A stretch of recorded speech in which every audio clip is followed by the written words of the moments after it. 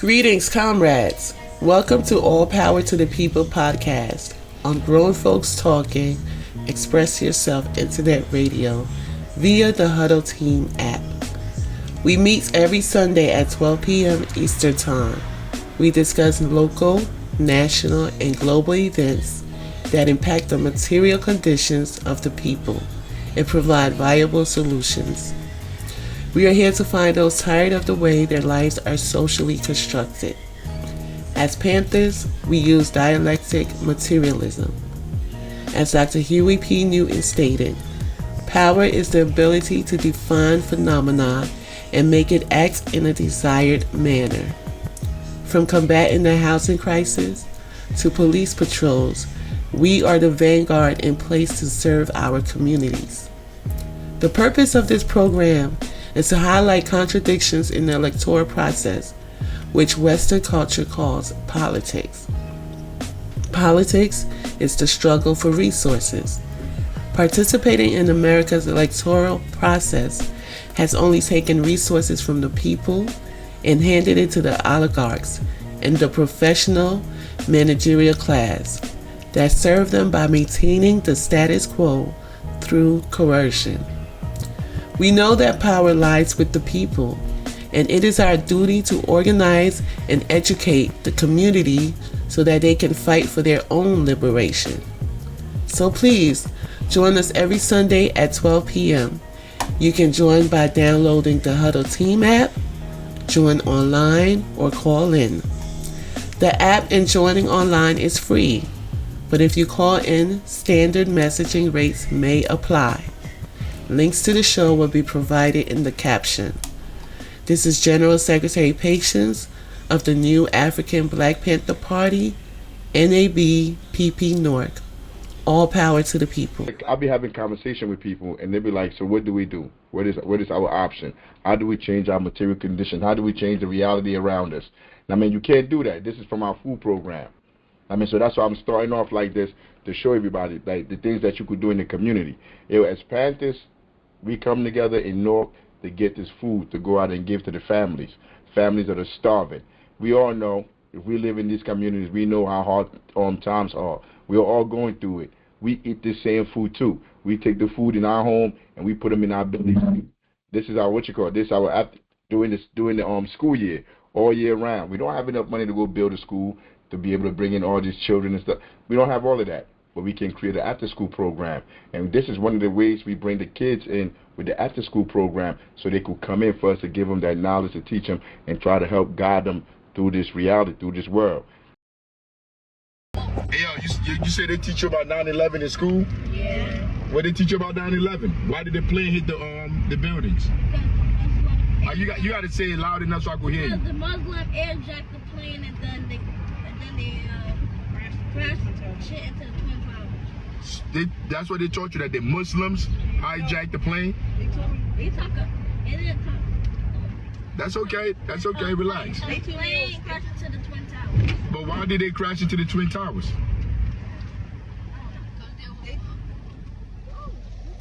They didn't. Anybody? Hey, what you were saying, Major? I also know that they crashed into the woods. Hold up. Let Major speak. What'd you say, Major? My teacher told me that there was hijackers on a plane, and then when they crashed it, left the plane, and there was more hijackers on the other plane, and they crashed into that.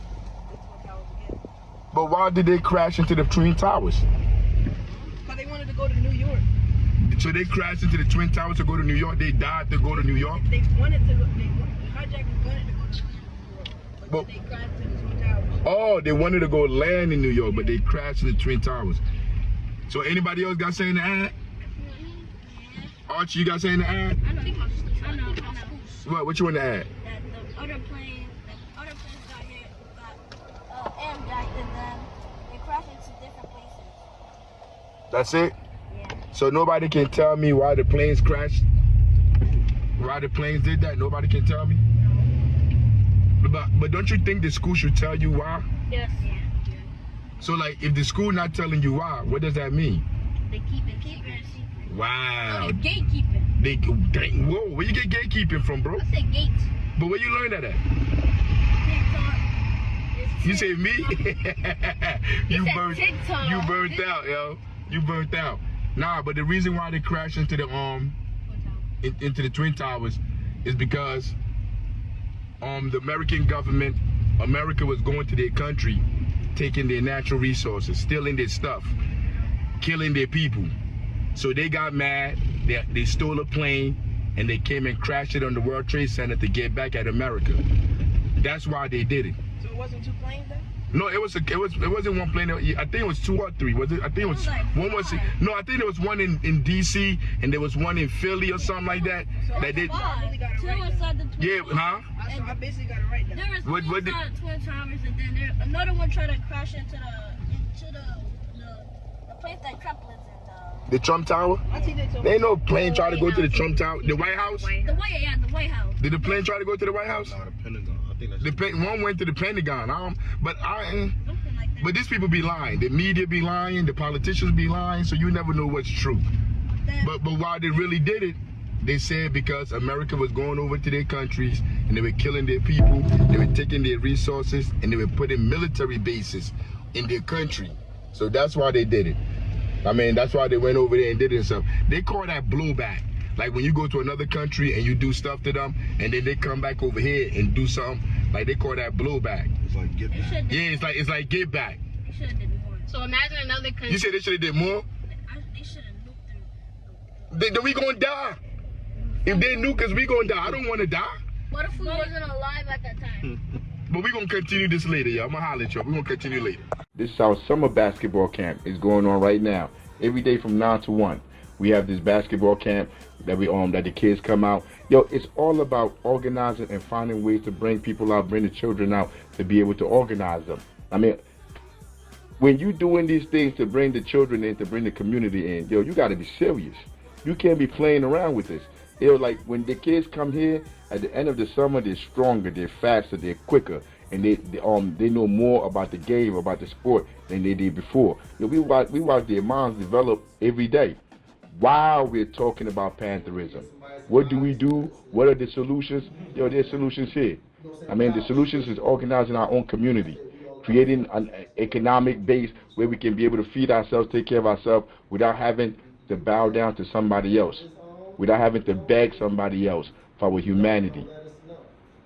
Yo, I refuse to go beg anybody to give me humanity. I will take my humanity by force. I understand I am not free. We understand we are not free as Panthers. There's no doubt in our mind if we are free or not. And you cannot hold anybody that's under oppression, that's under neocolonialism, responsible for how their life turned out, because they control no institution. I mean, I often hear people say, like, the drug dealers, the worst thing in our community is drug dealers, because they're stupid. They're ignorant. They haven't educated themselves to understand the world around them. So they just open their mouth and regurgitate whatever they heard somebody else say. You're a fool. If you believe anything out here is your fault or our fault. Seriously. And I'm telling you, I work with the community all day and all night. And I know how ignorant the community can be. But I don't blame the people for the conditions they find themselves in. They have nothing to do with how anything is done materially in this world. They're just bystanders. The people that I hold accountable is those that know, the intellectuals. That's supposed to know better, but continue to usher our people into institutions of white supremacy, of imperialism, that will continue to exploit us. Tell our people to go vote. What are you voting for? I mean, who are you voting for? Who do they serve? They don't serve the people. They won't serve the people, or they won't survive in those institutions. Get your phone. It's my song. What's your son? Yo, for playing, huh? Get some from. Get some. Let me see. Hold it out, Bobby. Mira. Hold it out. Let me see. Yeah. Hold up. You got it? You like it? There we go. There we go. Wait, take you. You're welcome. What's your name? My name is Panther. What position you play? Like this. Oh, pitcher. You're the pitcher. You're a pitcher. Your children out here? No. I'm No. just watching. Oh, you just watching? You Yeah. just watching too? I like My name Afrika. Africa. Africa. Like the country. Yeah, the continent. Continent. Like Yeah, continent. Hold up. happy. Huh? Happy. Yeah. I'll come every year. I'll bring more stuff. I'll come. I'll bring everything every year. Yeah, we just started. We're coming with the organization. The organization, New African Black Panther party. So the Black Panther Party. So look, no politician, no rich person will take care of us. The only people that are going to take care of us is us. If we understand, if we understand that all we need to do is take care of each other, we're going to be good. Yeah, so you notice how all the companies, all the stores is owned by the gringos, Canada, Switzerland. We need to own it. We need to own everything so soon. You need to own stuff in Susua. You need to own Bailey's. You need to own Roomba. Yeah, we need to own all of that shit. Not nobody else. Do you understand what I'm saying? Yeah, man. But that's why I'm here. Everything we do is free. Everything is free. You don't pay. Yeah, you don't pay for nothing. I mean, this is my guy here. This is my guy, Subi. You know Subi? Yeah, this is my guy. He helped me out down here.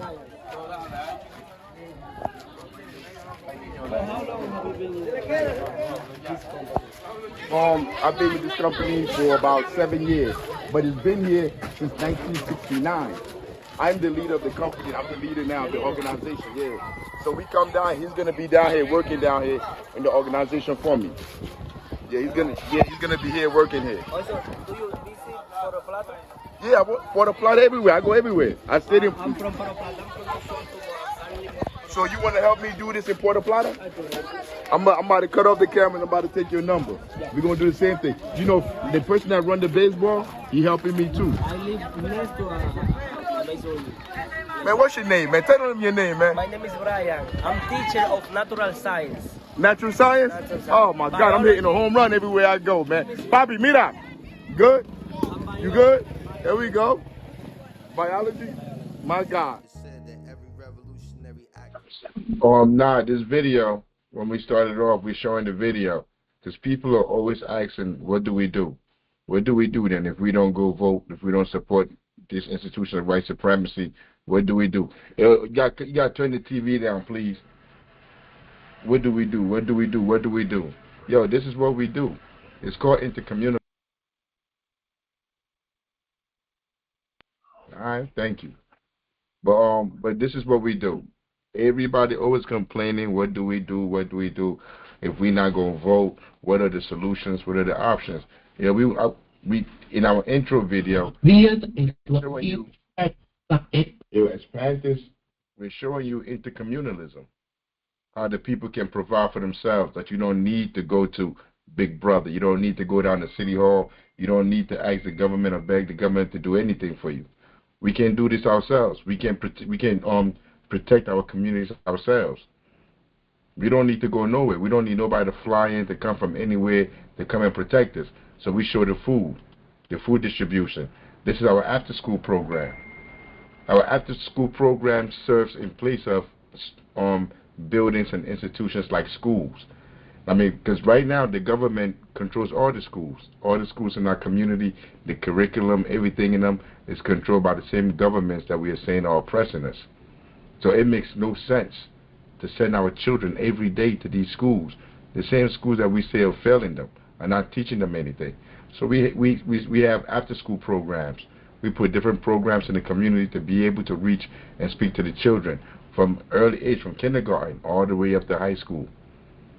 I mean, these are things that you have to do collectively. The community must be organized to do these things. I mean, we do several things. We have a housing program. I mean, like, we pick the kids up. We take them home. We pick them up in the morning, take them to school. After school, we pick them up. We do the after-school program, take them home. Like, we're in their lives every single day of their lives. We get to be there with them as they make decisions in life on what they're going to do. This is our council meeting.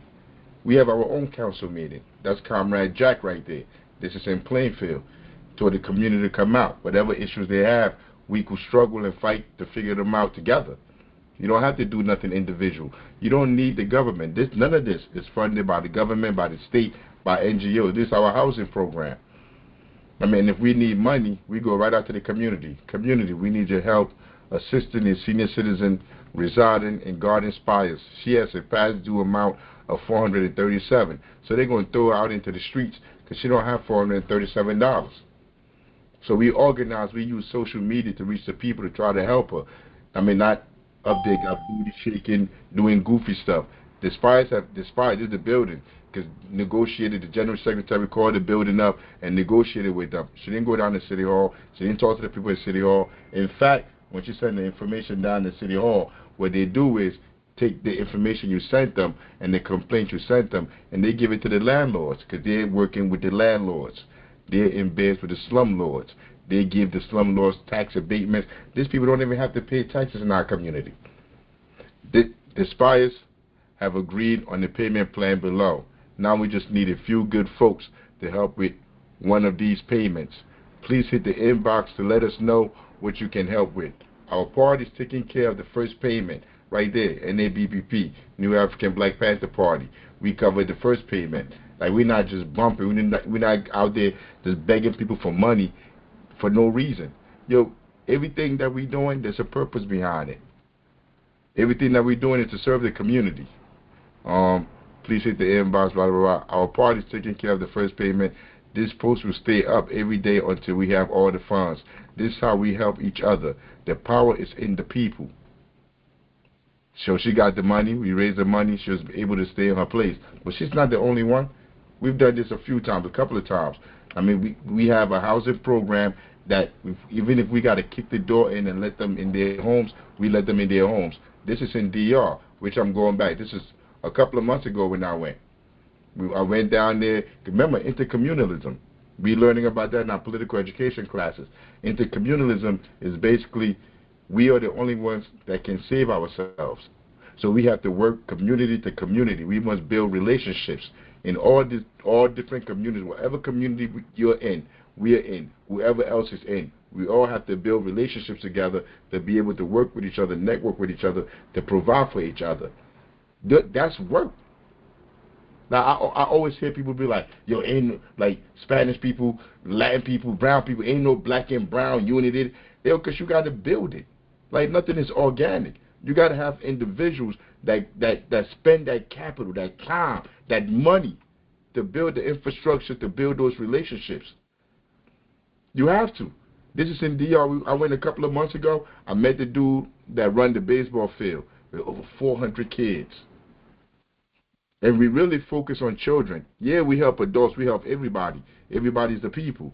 But we really focus on children because you have to start working with them before the system gets them and brainwashes them, which makes it impossible for you to do anything with them. So we start with the children. And we've started a chapter out in the Dominican Republic. We want to go everywhere. We want to go to Africa. We want to go to Haiti. Haiti's right next door. If there's somebody in Haiti, we can build a relationship with somebody in Haiti, we'll go there and provide them with the resources that they need to build a chapter there. We want to be all around the world.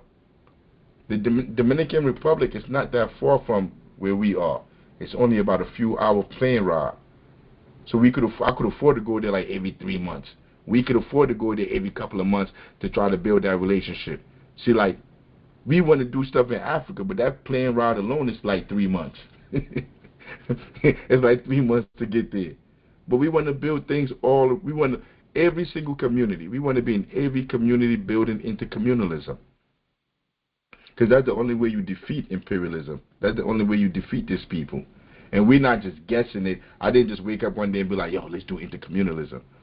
Yo, we're following the path of people that have already defeated the enemy that we're fighting. I mean, yo, to me, no funny. Yo, this is the best podcast in the world.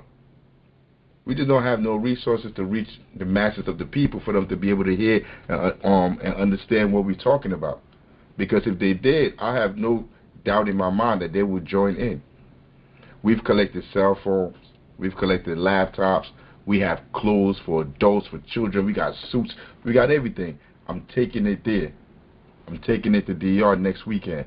I'm going out there to provide, to give it to the children, the people in that chapter that's been working over there, for them to distribute it out to the people there, where they're at, for them to build those relationships with the people there. People need cell phones. The cell phones that we over here, like from 2001, an iPhone 10, 9 that you don't want, people over there want it. What's the importance of them having it? We can build communication. We can talk. They can come to the meetings. Because everything we're doing is not secret service. We're not doing no secret squirrel stuff over here. We're not plotting to go over there and go take over City Hall, take over the government. Nah, we want our own government. We're saying that we're being tired of being pushed out of our homes. We're being tired of getting gentrified by having slumlords. So we want to buy the buildings in our community. But that's what we're saying. Here, Dominican Republic, Haiti, Africa, wherever we're going. We're tired of imperialists exploiting us. So we want to do this on our own. This is not an attack on nobody. It's not. This is nothing secret. This is not no militant thing like we saying we're not doing nothing. All we're doing is buying the stuff in our community so we can be able to take care of ourselves, providing the schools to educate our children. That's all we're talking about, and it can be done. And we giving examples. In our intro, it is example. Like most time when you see people and they do their intro, they just talking. They go play. They do videos of them going places, talking, pointing their hand, talking like walking at rallies, doing all kind of goofy stuff, begging white supremacy. Nah, that ain't what we're doing. We're showing you how you can systematically change your community, change your reality. We're putting what we're talking about into practice.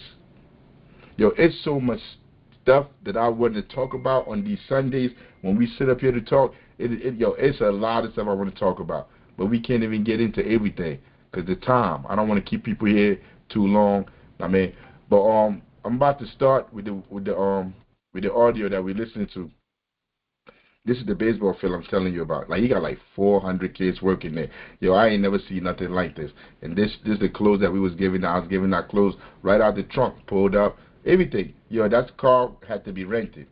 We had to rent the car. Everything is about money. You got to build this infrastructure.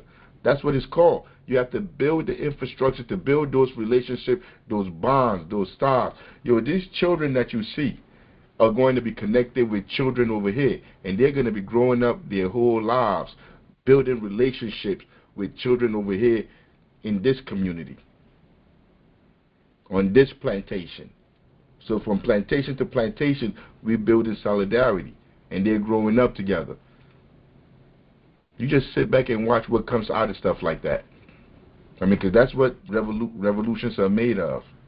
Not talking, not going around begging anybody. But like I said, we're about to listen to the audio. We are listening to the Philadelphia Negro. We are in chapter 8.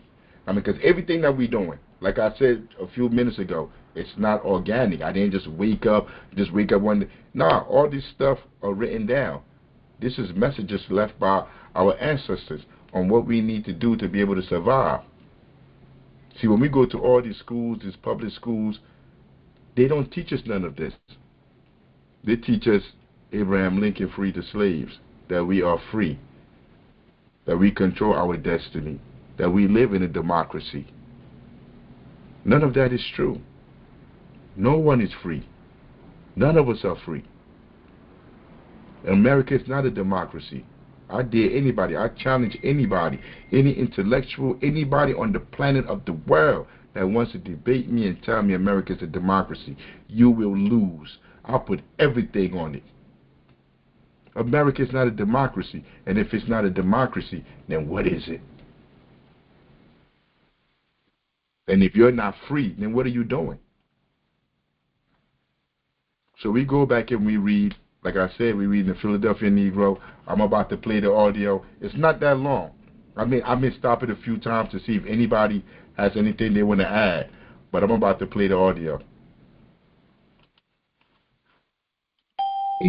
The city. The available figures for the past are not many nor altogether reliable, Yet it seems probable that the percent of immigrants today is as large as at any previous time and perhaps larger. In 1848, 57.3% of the 15,532 Negroes were natives of the state, and the remaining 42.7% immigrants. In 1890, we have only figures for the whole state, which shows that 45% of the Negroes were immigrants, mainly from Virginia, Maryland, Delaware, New Jersey, North Carolina, etc. For Philadelphia, the percentage would probably be higher. The new immigrants usually settle in pretty well-defined localities in or near the slums, and thus get the worst possible introduction to city life.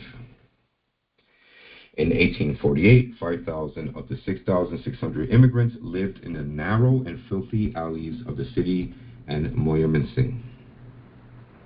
Today, they are to be found partly in the slums and partly in those small streets with old houses where there is a dangerous intermingling of good and bad elements fatal to growing children and unwholesome for adults.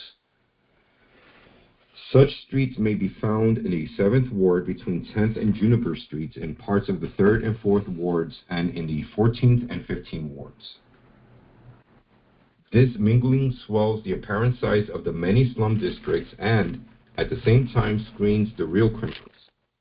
Investigators are often surprised in the worst districts to see red-handed criminals and good-hearted, hard-working, honest people living side by side in apparent harmony.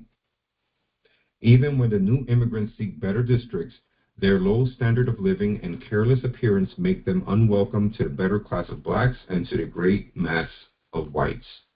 Thus, they find themselves hemmed in between the slums and decent sections, and they easily drift into the happy-go-lucky life of the lowest classes and rear young criminals for our jails. Right? You hear him? He's explaining the social conditions around. Because when he's talking about immigrants, you see today when we talk about immigrants, when I say immigrant, what's the first thing that comes to your mind? Anybody could say something. Immigrant. Well, the Hispanic, Latino people getting around. Leave it. I stop. Anybody else? Immigrant. Anybody else? They saw 20th century Italians and Irish and Russian Jews. Got you. I don't know why to say echo. But when we say immigrant, that's the first thing that comes to your mind. You think about people that are not from this space, that are not from this country. When you think about immigrant, and even the idea of thinking about like Latin America and like that's the first place that comes to your mind, that's problematic in itself. But by and large, when you think about immigrant, you think about people that are outside the country. When he's talking about immigrant, he's talking about other black folks escaping slavery, moving up to the north. And when they get up there, of course, they have no money. They're poor. And they have to live in these neighborhoods. And he's talking about how the higher class black folks and white people won't allow them to move there. When we talk about changing your material conditions, this is what we're talking about. There's a reality out there that's put in place, that's systematically put in place to control people's lives. This is what we're trying to explain.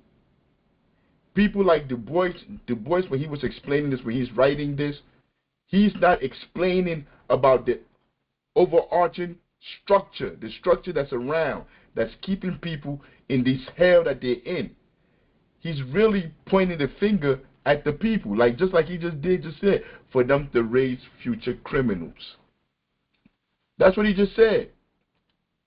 And they easily... 1 second, Chairman. People looking. Go ahead.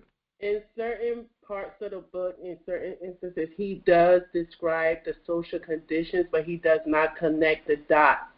Because of these social conditions, this is why black people are going through what they're going through. He just said, these are the social conditions, and then here are black people being savages. So he doesn't connect the dots. Chairman, your camera's off. You still there? You good? Yeah, I'm good. I'm eating. Alrighty. but it's the what's it called? Cognitive dissonance, double consciousness. He know what it is, but he's getting paid to tell a different story. So he got to tell that story. And I have a problem with that. I have a huge problem with it because it still goes on today. Life of the lowest classes and rear young criminals for our jails. On the whole, then, the sociological effect of the immigration of Negroes is the same as that of illiterate foreigners to this country, save that in this case, the brunt of the burden of illiteracy, laziness, and inefficiency have been, by reason of peculiar social conditions, put largely upon the shoulders of the group which is least prepared to bear it. Chapter 8, Education and Illiteracy. 19. The History of Negro Education. Anthony Benezet and the Friends of Philadelphia have the honor of first recognizing the fact that the welfare of the state demands the education of Negro children. On the 26th of January, 1770, at the Philadelphia Monthly Meeting of Friends, the general situation of the Negroes and especially of the free Negroes was discussed. On motion of one, probably Benezet, it was decided that instruction ought to be provided for Negro children. A committee was appointed, and on February 30th, this committee proposed that a committee of 7 friends be nominated by the monthly meeting, who shall be authorized to employ a schoolmistress of prudent and exemplary conduct to teach not more than at one time than 30 children in the first rudiments of school learning and in sewing and knitting, that the admission of scholars into the said school be entrusted to the said committee, given to the children of free Negroes and mulattoes the preference and the opportunity of being taught clear of expense to their parents. A subscription of about $266.67 was recommended for this purpose. This report was adopted and the school opened June 28, 1770, with 22 colored children in attendance. All right, let's pause right there. Of course, Benezet was a white person. A white person. It's Anthony Benezet, January 31st, 1713 to May 3rd, 1784, was a French-born American abolitionist and teacher who was active in Philadelphia, Pennsylvania, a prominent member of the abolitionist movement in North America. Benezet founded one of the world's first anti-slavery societies, the Society for the Relief of Free Negroes unlawfully held in bondage. He also founded the first public school for girls in North America and Negro School at Philadelphia, which operated into the 19th century. Benezet advocated for the kind treatment of animals, racial equality, and universal love. At this time, you already have free black people already. They called them the freedmen. They were free. They had their own communities. None of them thought about opening up a black school. Because the school that he opens up is not teaching these slaves, these descendants of slaves, who they are, what their purpose, and the world around them, and how for them to survive in that world. He created a social construct, a construct that will produce the minds that will soothe him.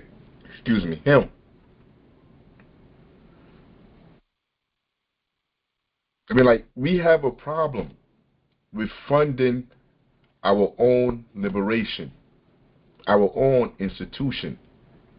It took him. He had to do it. In September, the pupils had increased to 36, and a teacher in sewing and knitting was employed. Afterward, those who could were required to pay a sum varying from 7 shillings 6 pence to 10 shillings per quarter for tuition. The following year, a schoolhouse was built on Walnut Street. again, I keep stopping it, but even now that he's talking about these houses and stuff being built, this is what I was talking about earlier, building the infrastructure. While I'm traveling outside the country for us to build this infrastructure, while I'm taking these clothes, I'm taking these cell phones, I'm taking this laptop, I'm taking all these things over there into this community for us to build intercommunalism with them. None of this stuff is free. I mean, I always say you put your money where your mouth is. When people talking about all they this, they that, they stand for this, they fighting for the people. Yo, show me how much money, your own money, that you have spent fighting for the people, invested in the people, serving the people. Show me, because most of us, our money go into the stuff that we support, that we believe in. If you believe in the people, if you support the people, show me how much you have put into it, how much of your own resources you have invested in it. And that's what he's talking about. They had to hire a teacher. They built the school. Now you have to talk about how you're going to hire the teacher. And then after hiring the teacher, you got to get somebody that teach them what? What everybody be complaining about, that they don't have no more in the schools, that teach them how to sew, teach them how to cook. This is what they're talking about. This is in the 1700s, yo. So basically, teach them how to be a slave, but you're going to get a little bit more money. Exactly. Teach them how to do the work that you need them to do in those spaces. So you control their reality, you control their world, you control what they become. When are we going to build these institutions? Where we control what we become, what our children become. When are we going to understand, like, that's what's important? Not trying to go buy a house in the suburbs to move away from the people. But understanding and thinking how to go get those resources, to get that job on the plantation, to be able to use those resources that you do gain for us to build institutions to liberate our people. That's a whole different way of thinking. That's a whole different kind of person, kind of mind, individual, philosophy, politics. Below Fourth, a one-story brick building, 32 by 18 feet. From 1770 to 1775, 250 children and grown persons were instructed. Interest, however, began to wane, possibly under the war cloud, and in 1775, but 5 Negro children were in attendance and some white children were admitted. Soon, however, the parents were aroused, and we find 40 Negroes and 6 whites attending. After the war, Benezet took charge of the school and held it in his house at 3rd and Chestnut. At his death in 1784, he left a part of his estate to hire and employ a religious-minded person or persons to teach a number of Negro, mulatto, or Indian children to read, write, arithmetic, plain accounts, needlework, etc. Other bequests were received, including one from a Negro, Thomas Shirley, and from this fund, the schools, afterwards known as the Raspberry Street Schools, were conducted for many years, and a small school is still maintained. In the early part of the century, 60 to 80 scholars attended the school, and a night school was opened. In 1844, a lot on Raspberry Street was purchased and a schoolhouse erected.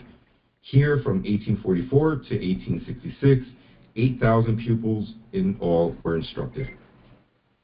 Public schools for Negroes were not established until about 1822, when the Bird School, now known as the James Fortin, was opened on 6th Street above Lombard. In 1830, an unclassified school in West Philadelphia was begun, and in 1833, the Coates Street School, now known as the Vaux School, on Coates Street, now called Fairmount Avenue, near 5th, was established. Other schools were opened at Frankfort in 1839, at Patcherville in 1841, on Corn Street in 1849, and at Holmesburg in 1854. In 1838, the Negro school statistics were as follows.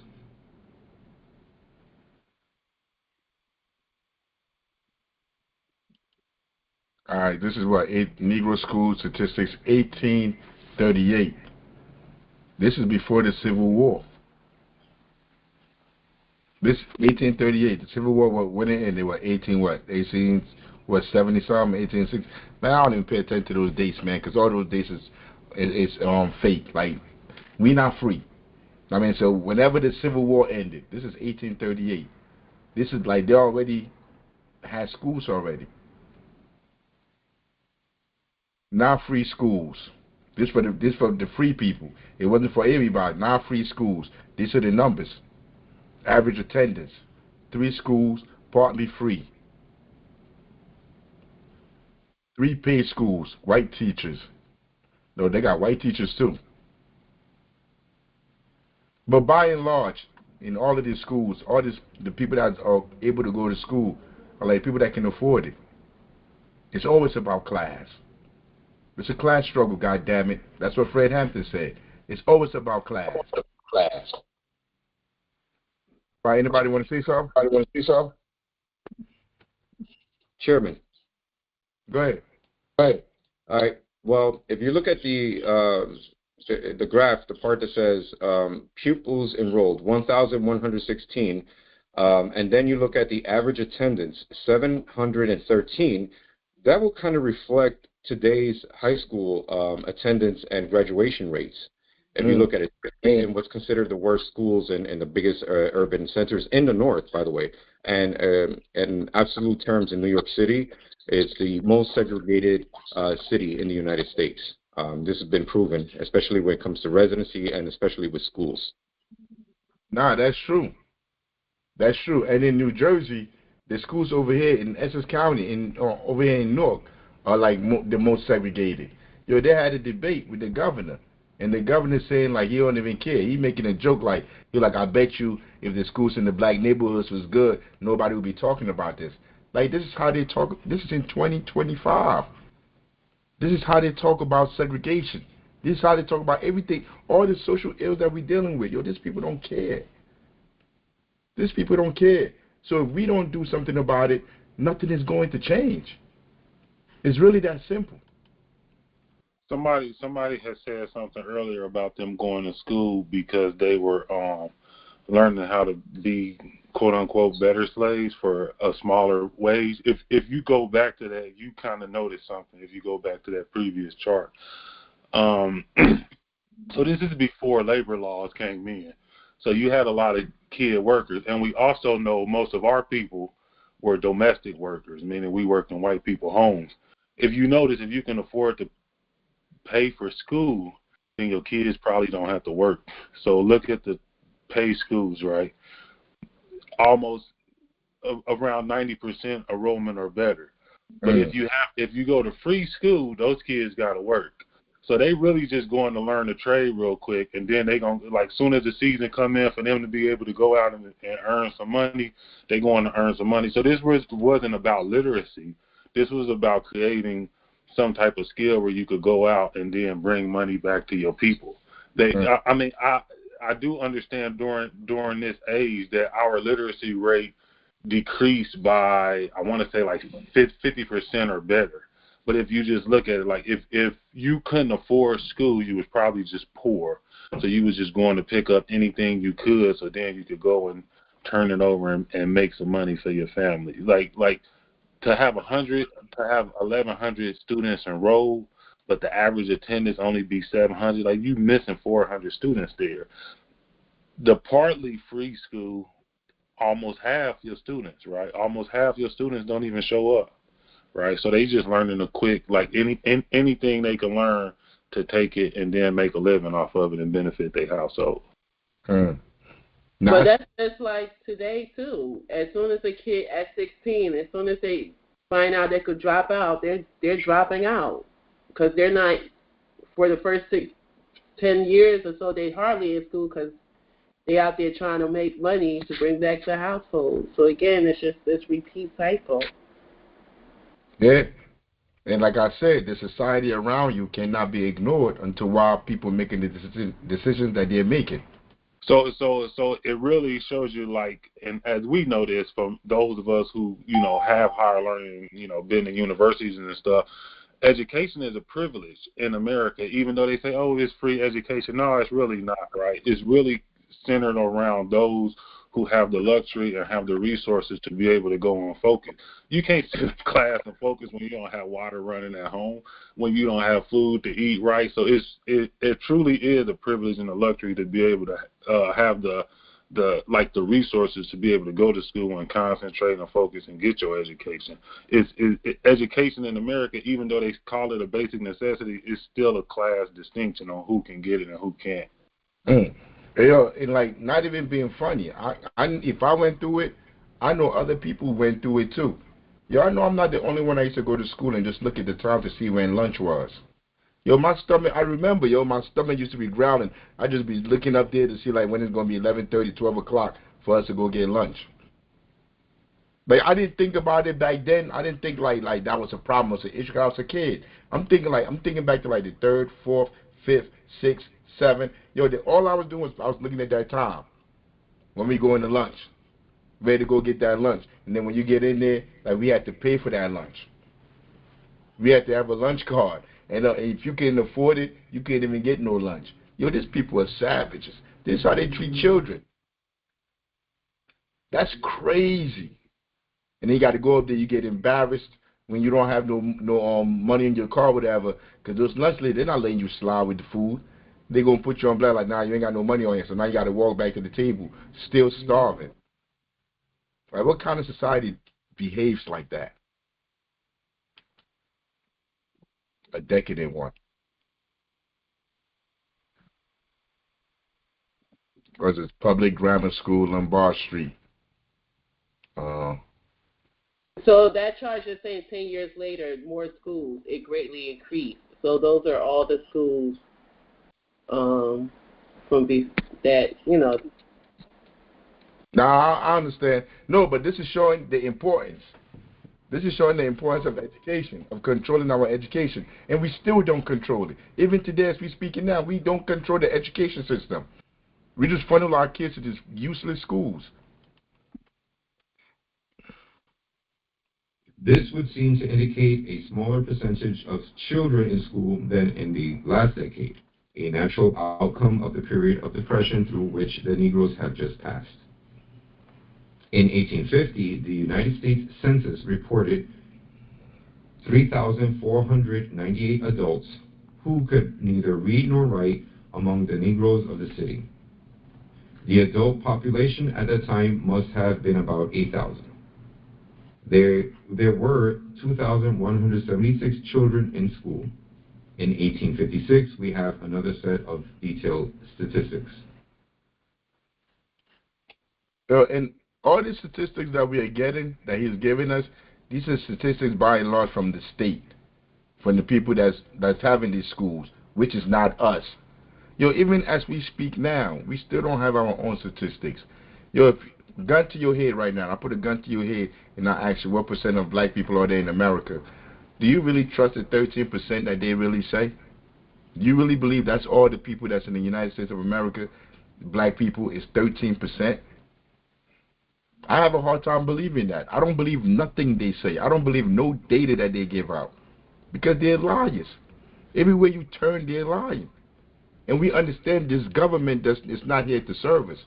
It's here to keep us as servants, as slaves. That's how capitalism works. You must have a population to exploit. And if you think like that, if you understand our reality to be like that, why would you believe anything that they say? And I don't. I don't believe their numbers. I don't respect their numbers. Y'all believe their numbers like I believe their police reports.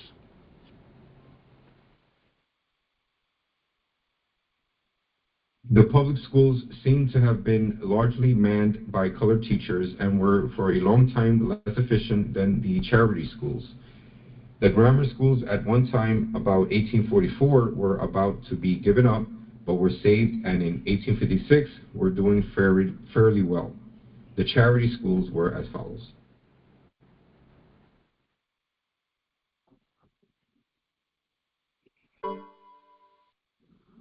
Of the above schools, the House of Refuge, Orphans, Shelter, House of Industry, and Home for Colored Children were schools connected with the benevolent and reformatory institutions. The Raspberry School was that founded by Benezet. The Institute for Colored Youth were founded by Richard Humphreys, a West Indian ex-slave holder who lived in Philadelphia.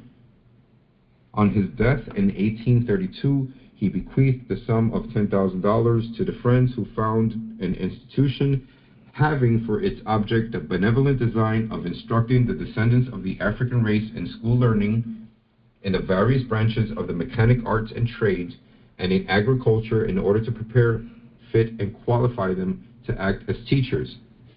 The institute was accordingly founded in 1837, chartered in 1842, and upon receiving further gifts was temporarily located on Lombard Street.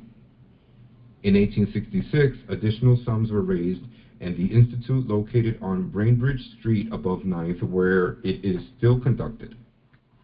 There were in 1856 the following private schools.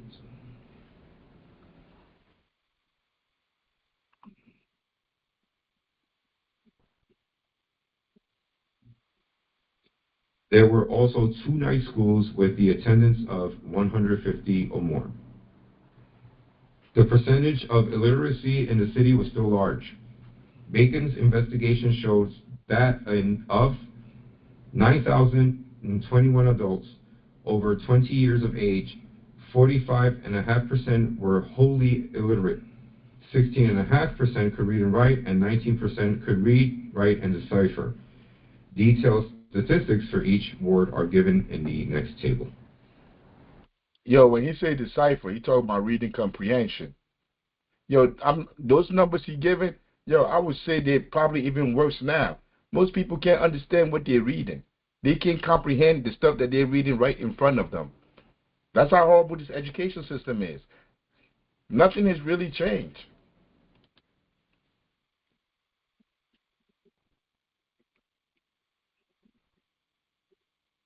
Separate schools for black and white were maintained from the beginning, barring the slight mixing in the early Quaker schools. Not only were the common schools separate, but there were no public high schools for Negroes. Professional schools were closed to them, and within the memory of living men in the University of Pennsylvania, not only refused to admit Negroes as students, but even as listeners in the lecture halls.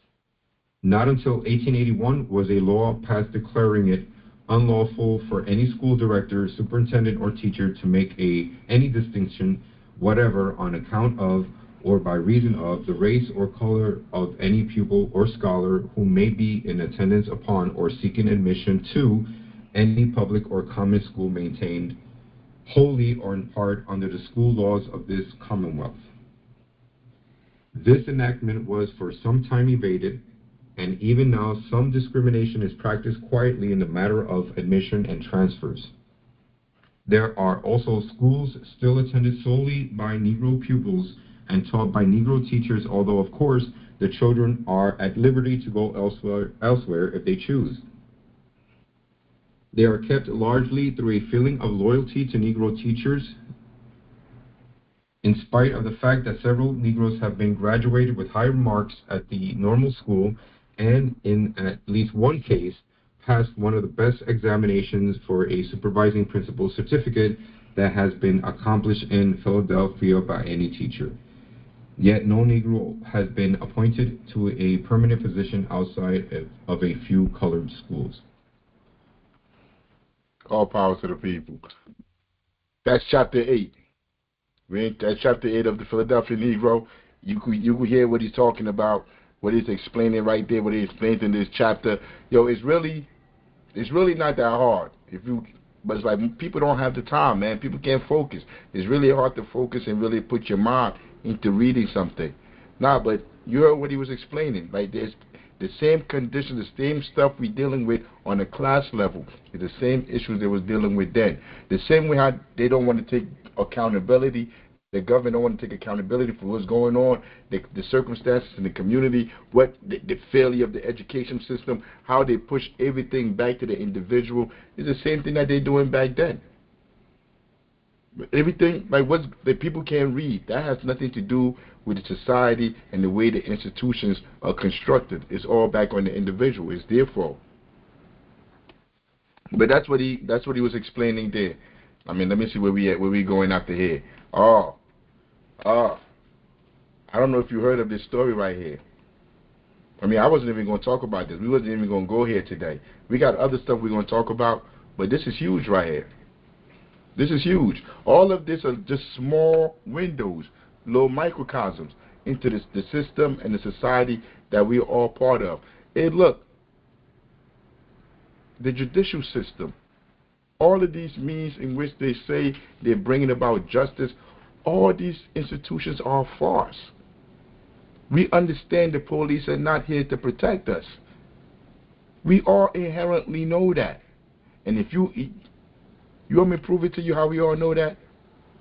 If you have a child that is pulled over by the police or the police grab them and they say they want to question them, would you tell your child, go ahead and talk to the police and tell them whatever they want to hear?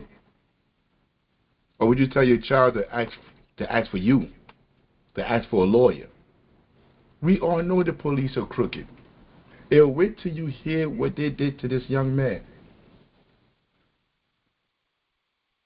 See, but this happens all the time. This happens every single day.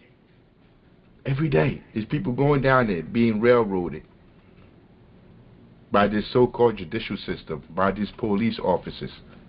That they try to act like they have these jobs because they're so afraid and they want to protect the people, they want to protect the community they're serving. That's not what police officers do. Police officers are paid to subjugate and police communities that are not desired, that are not seen as human. They're there to protect businesses, corporations. That's what the police department is there for. Period. So we believe, don't call the police if something happened in your community. You should organize the community to be able to deal with those issues yourself. You should police your own communities yourself. Nothing I've just said is radical. If you accept the fact that these people are not here to protect you. But let's listen to the story because I don't want to spoil it. Hey, Ibrahim, you already know about this, right? Yeah, this is crazy, man.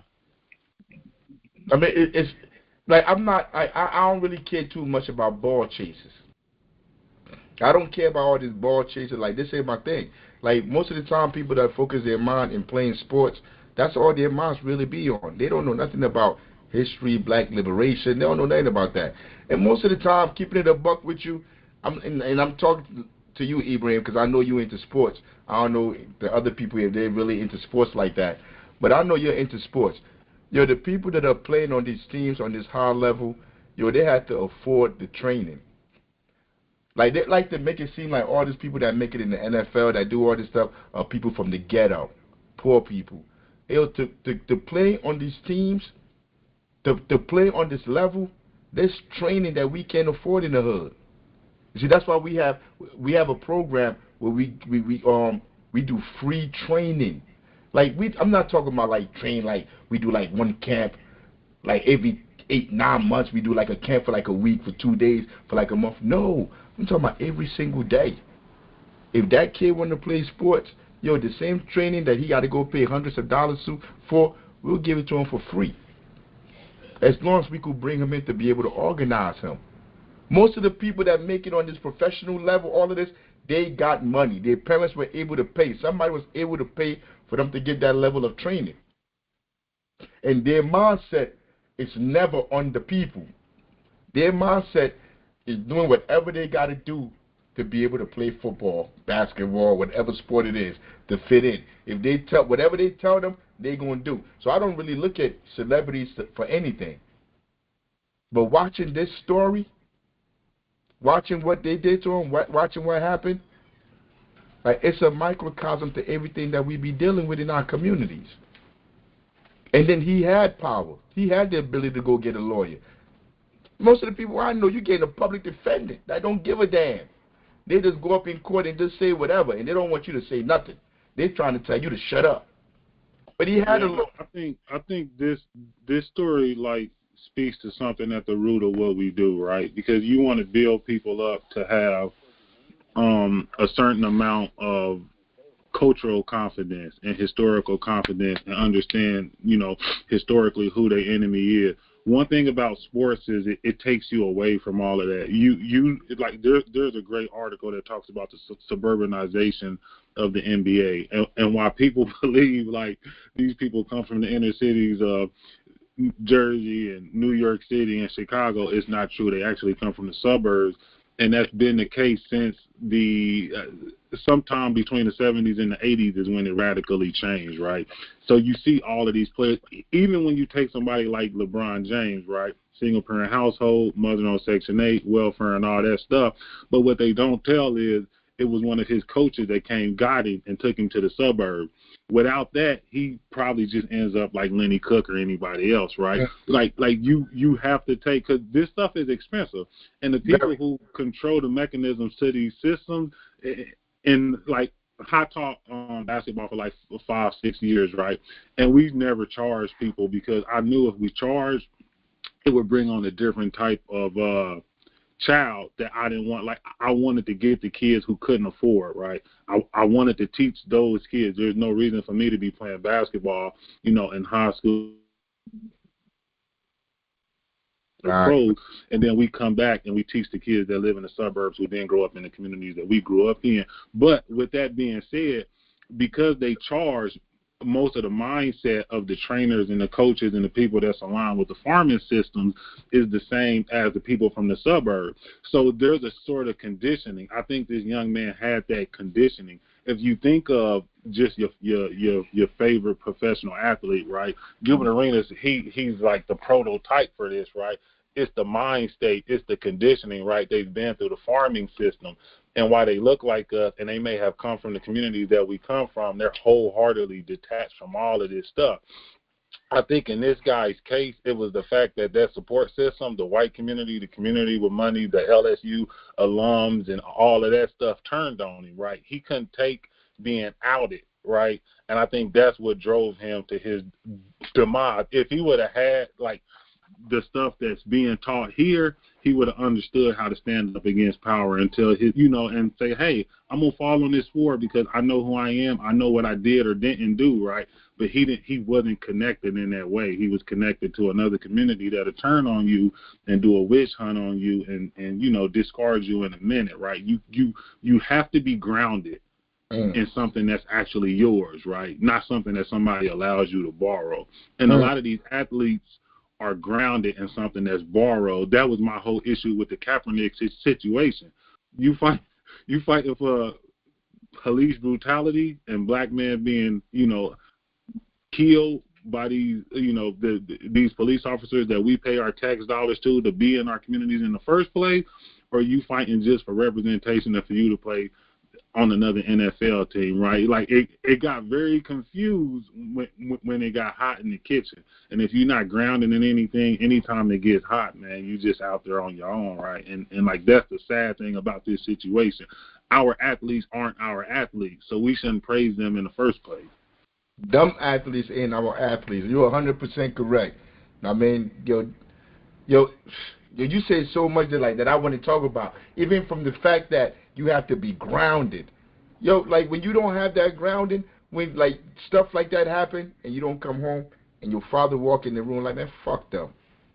Be like, yo, what happened? You be like, man, I wasn't even there. I ain't. Man, yo, fuck them, man. We gonna be all right. We gonna go through this. We gonna figure this thing out. Don't worry about that shit. Don't worry about the NFL. Don't worry about none of that. If you ain't got like that backbone to understand, like, playing football is not who you are. Being an athlete, a ball catcher, that does not define you. I had these conversations with my son. Like, he'll lose big games, and he'll be depressed. He'll be home sad. I'm like, what are you sad about? I'm like, bro, it's a game. You chasing around balls. I'm like, that game don't define you. Even when he finally said, like, yeah, I'm done with basketball. I think like his senior year in college, whatever, when he finally said, like, yeah, I'm done with basketball. I'm not going back. I'm not playing next season. He was done with the coaches. He was done with everything. He was tired of the politics and all of that goofy stuff. And he said, I was done. Because he didn't see himself as being represented by basketball, as a sport defining him. All those people around him defining him. I always told him from when he was little, from when he was young. You use this to move through, to navigate this world. To go from going to school in Newark to going to St. Mary's, where they're paying for you to go to school. For you to use it, for you to go to college, to navigate, to get through the spaces. That's all it's for. You're 5'5". Like, I don't know, like, it is what it is. They want guards that are 6-something. Like, you got to be able to have those conversations with your child if they're an athlete. That it is just a sport. It doesn't define them. That their humanity, who they are, their character, their integrity, their mind is what defines them. But we don't do that here. Most parents don't do that. And then as soon as something happens, they're so fragile. But listen to this story, man. If this is your first time hearing it, it's deep. It's deep. Jack Chitterelli. I don't endorse this guy. Which could jack up electricity bills in New Jersey. The same Jack Chitterelli. Hey, this is YouTube. You got to go through this when you put this on. This is Jack Chitterelli, straight KKK, running for office in New Jersey, running to be governor. I mean, he's good with segregation. He good with hunting down people on the streets. He supports the police. Bruh said as soon as he won, this is like 2 weeks before Assad died, he said as soon as he become governor, one of their top priorities is bringing Assad Shakur back to come stand trial. That's what this KKK white supremacist said. And you have black people in Newark, New Jersey, bringing them to the hood to tell other black people to support him. Those black people would never come on here. Douglas Freeman, I'm calling you out, Douglas Freeman. Come on here and tell us why you support him. Patient, what's the other dude name? Edward Johnson. Edward Johnson. Yo, these are supposed to be black people. Go to this black school, this fraternities, all of that. They're in the hood. And our boy, Phil Wilson. I mean, it's like, I'm not saying anything negative about you. You support him. It's all over your social media page. Yo, come on here and come tell us why you're supporting this sociopath. Hey, General Secretary, we got to make sure we cut this to put it out there. Tag them all for them to see this part right here. Okay. Let me play this so we can hurry up and get to the real video we want to watch. This KKK savage. Legal voted to jack up property taxes. High tax. Everything they say, like, you can't even listen to anything they're saying. I mean, like, even the Democrat, she KKK too. She a whole KKK fraud. Like, they called her, cheating on what? What was that?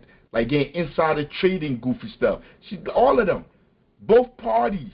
So we're not saying that about Jack to say, like, yo, go vote for the Democrat. You shouldn't be voting. You should be joining us here to build institutions to liberate ourselves. Have you heard or seen this recent news about the football player Kyron Lacey? Well, I'm not a lawyer, but I started to... Bombshell, new video disputes late LSU star Kyron Lacey's involvement in fatal crash. Yo, they say, bruh, hit somebody, caused a fatal crash and killed some old white dude that was in the I think he was in the Marine Corps and everything. They say he caused it. New video published by Hauma TV station raises serious question in Kyron Lacey case. You see, I thought it was going back. I thought it was going to be going back here to show you all this stuff that they had posted when this first happened last December, when ESPN, everybody, all the media outlets came out calling this kid basically a murderer. But, like, that's not what she's talking about. She's just saying what the recent article said. Digging around to try and understand what happened and what this recent news is all about. So if you're looking for a Kyron Lacey explainer video so you can get context on what this viral video that's going around really means, I got you. So this is 24-year-old Kyron Lacey. He was born and raised in Louisiana and quickly became a football star. He played in high school and actually had offers to play at... Yeah, and Poppy 24? Yeah, he's 24. Poppy 24. That's my son's age. 24.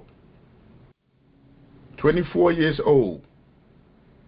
We're going to talk about it after they finish. A couple colleges, but ultimately decided to stay in his home state of Louisiana and attend the University of Louisiana at Lafayette. After 2 years there, he transferred to Louisiana. So check it out, right? So he get out of high school. He really didn't go to no big school. So now you got to go to a smaller school where you got to work real hard for you to be noticed, for you to go to a bigger school. So just think about it. His whole energy, his whole life is focused towards training, towards working to go to the NFL. That's what his goal is. That's why he's going to this school right here.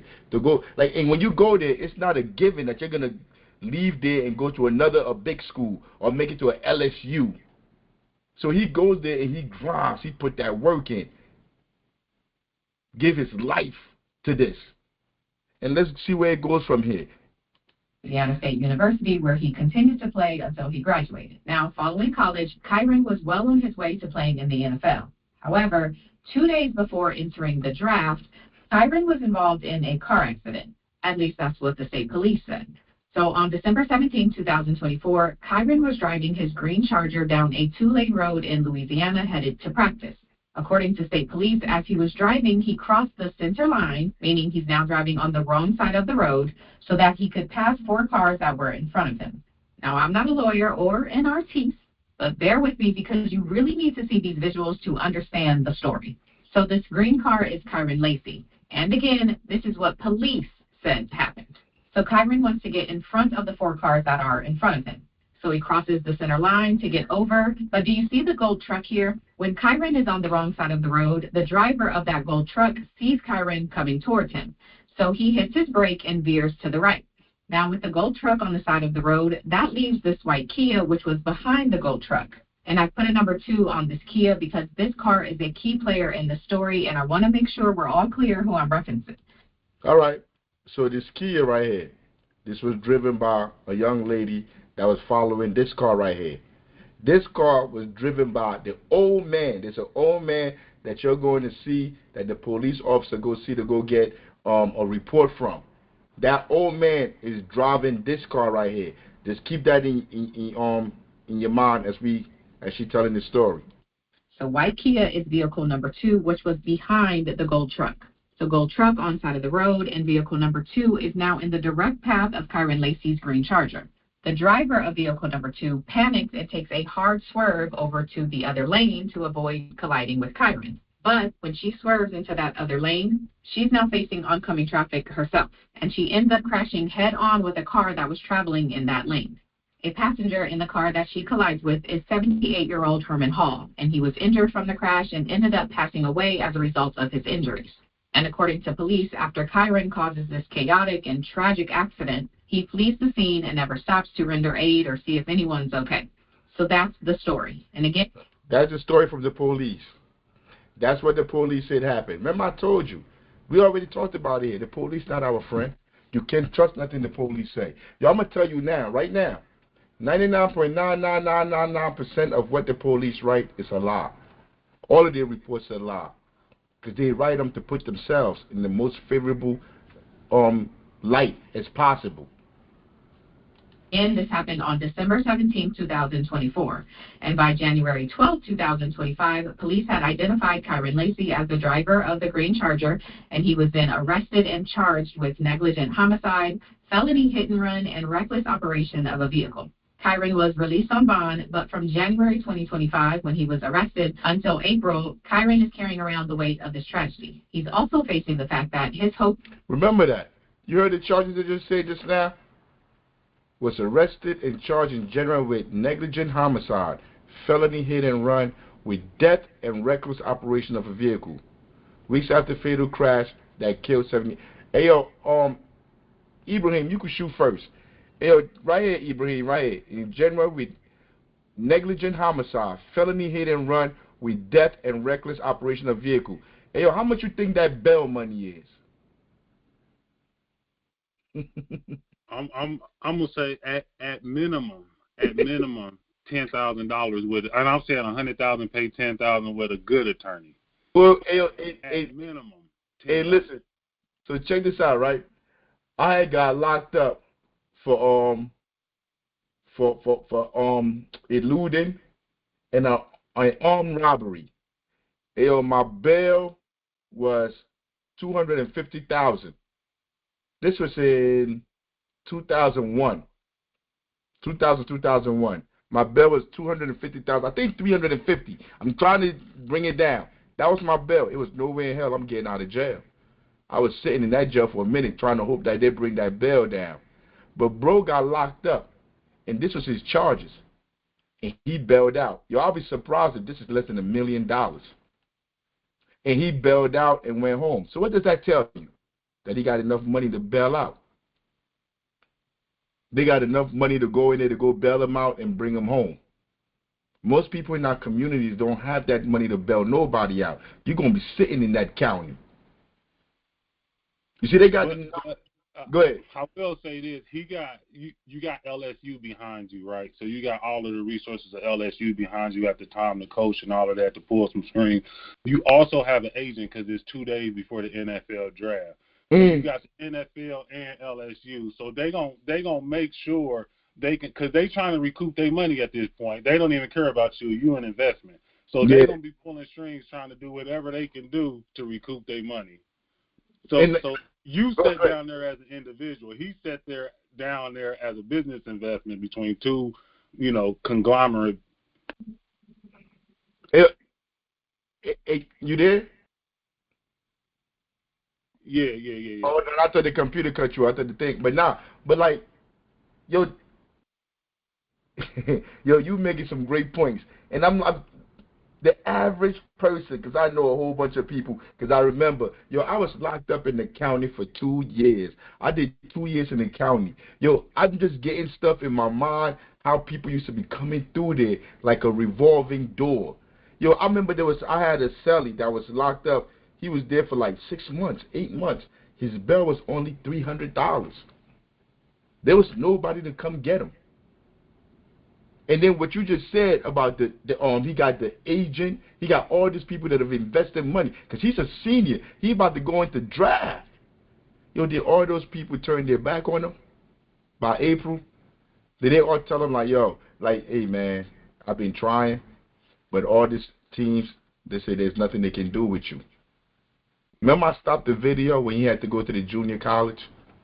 All the grind. See, most people don't know what athletes go through. No, and that's the bad thing about it. You get to these universities, they promise you the stars, sun, and the moons, right? And you get there, there's not even a guarantee that you'll play. I went to a junior college in St. Louis, and for some reason they had me ineligible because of a previous junior college that I went to. So I sat on the bench like the first 10 games. We lost all 10 games. I'm like, man, these dudes is trash. They couldn't even get the ball from the down court to the wing, right? And I'm sitting there in my head like, if somebody's pressuring you and you can't get the ball to the wing, just go around them. Anyway, So one day I come to practice, they're like, oh, we found this new rule, you eligible. I'm like, great. Played my first game, we won, right? I'm like, oh, from here on now, I know I'm going to be starting. Next game, back on the bench, right? It's like so many politics involved in this stuff, right? Like, do y'all want to win or do y'all not want to win? It's just like there's a whole bunch of politics. So you got to have a bunch of breaks and people behind you to even get to LSU. But, remember when I said, our athletes aren't even our athletes? When you had Stephen A. Smith talking bad about this kid. You had Shannon Sharp talking bad about this kid. Remember when Skip Bayless pointed his finger in Shannon Sharp's face and told him he wasn't better than Tom Brady and just diminished this man's whole career? And all Shannon Sharp could do was take off his glasses. Compare that to when Mike Epps called him gay and he was saying, oh, when I see you, it's on. You wouldn't even fight that white man. And that's what I mean. They go through the farming system. They've been conditioned to respect authority, especially white authority. So when it comes across their desk that Kyron Lacey just did this, they don't do no research. They just run with the story. It's not like it comes across their desk and they say, hold up, this young man is from the community I'm from, Shannon Sharp being from rural Georgia, Stephen A. Smith being an African-American man and, went through the trenches trying to play basketball, failed, and now he's, this big media sports personality, whatever that he is, right? They don't take this with consideration and say, let me do some fact checking, let me see what's going on. Or if he did do it, I'm going to still relay this story with some sympathy and empathy. They just go right at him, right? This plays a part into what happened. So it's like, man, everybody's turning on me. But those athletes aren't our athletes, because if they was our athletes, they would have handled it different. It was the pressure from his family, from media companies like ESPN and all of the other ones, the big sports, like everybody was coming down on this kid, and he didn't have that foundation like you said you had with your son to be like, man, fuck these people, fuck them, we gonna get through this stuff don't make you was just using this to get from A to B, right?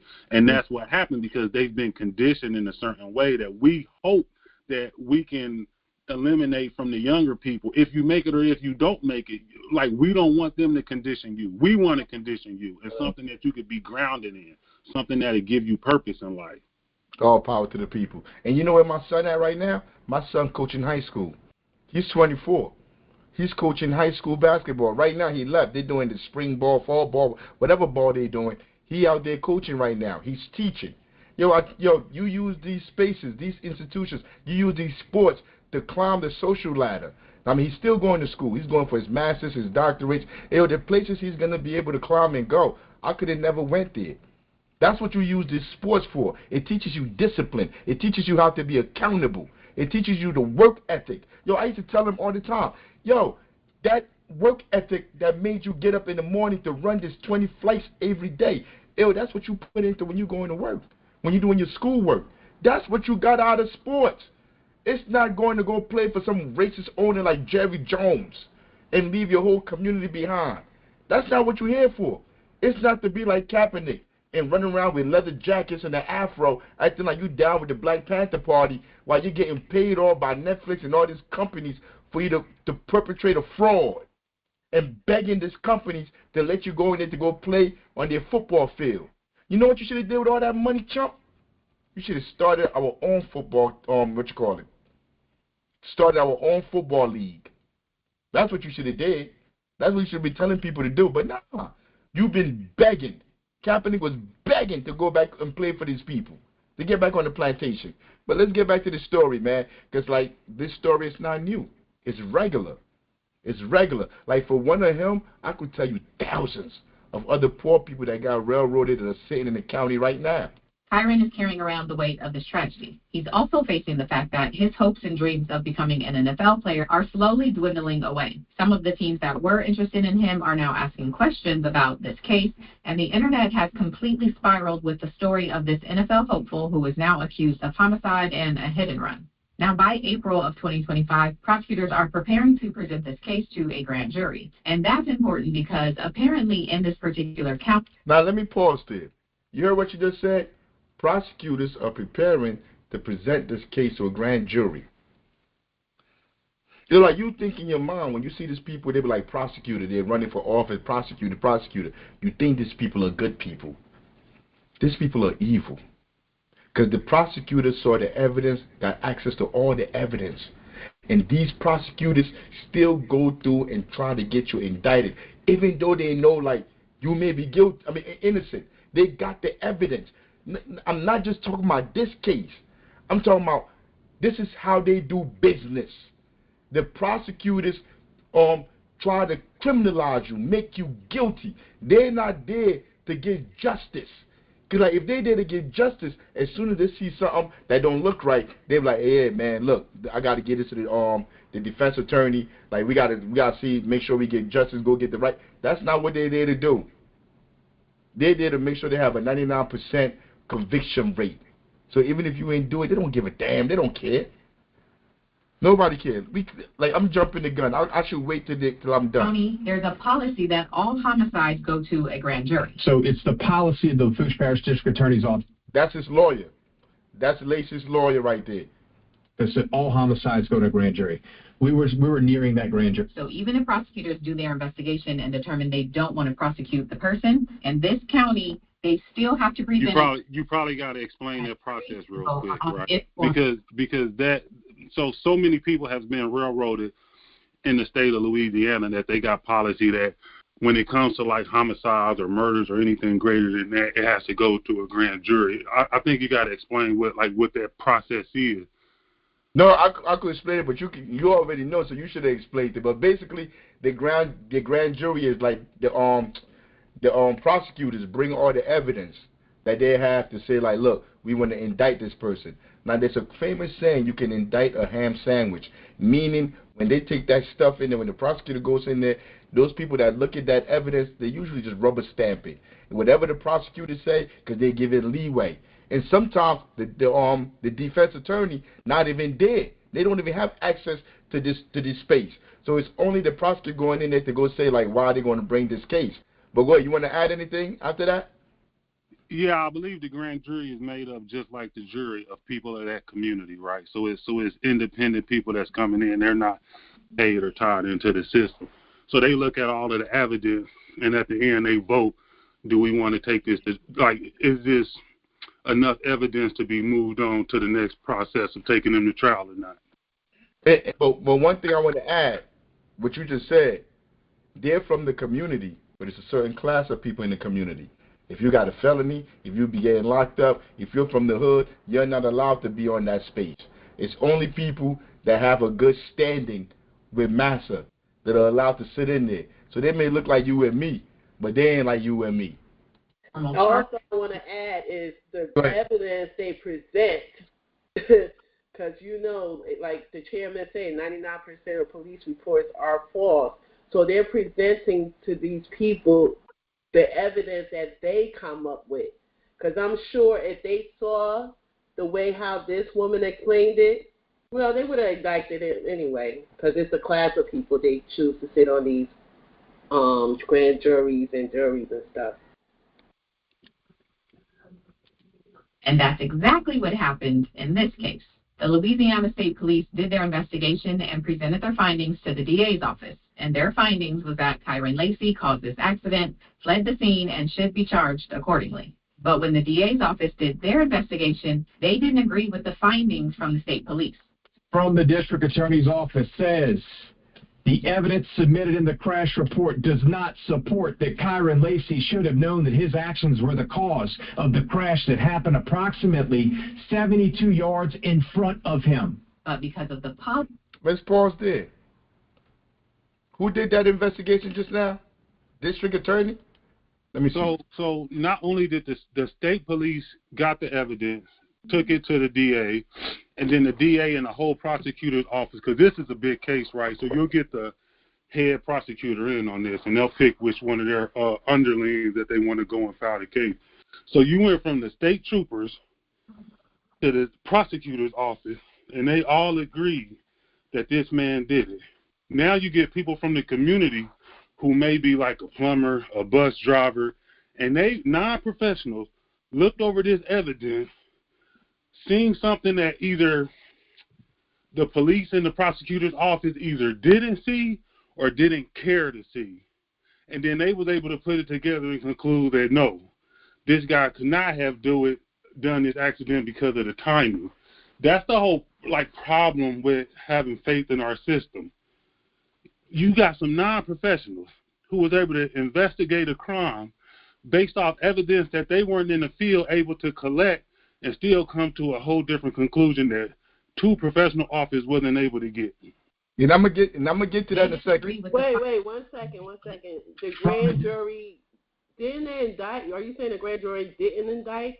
We're gonna get there. They were going in. I think he died like a few days before they went in. The day before. Oh yeah, they did. Let me see. Let me put it in. But one thing I want to say, I doubt the grand jury saw that piece of evidence that the DA did not agree with the state police. Again, you know who saw it? You know who saw it? The lawyer. The prosecutor. No. The grand jury, the DA and the prosecutor's office agreed that he did it. It was the grand jury that came to their conclusion and said, no, we're not letting this go past. Hold on. Let me play. All right. Kyron Lacey caused this accident, fled the scene, and presented their findings to the DA's office. And their findings was that Kyron Lacey caused this accident, fled the scene, and should be charged accordingly. But when the DA's office did their investigation, they didn't agree with the findings from the state police. You hear that? So the DA did their investigation. So this is when the case was supposed to be over.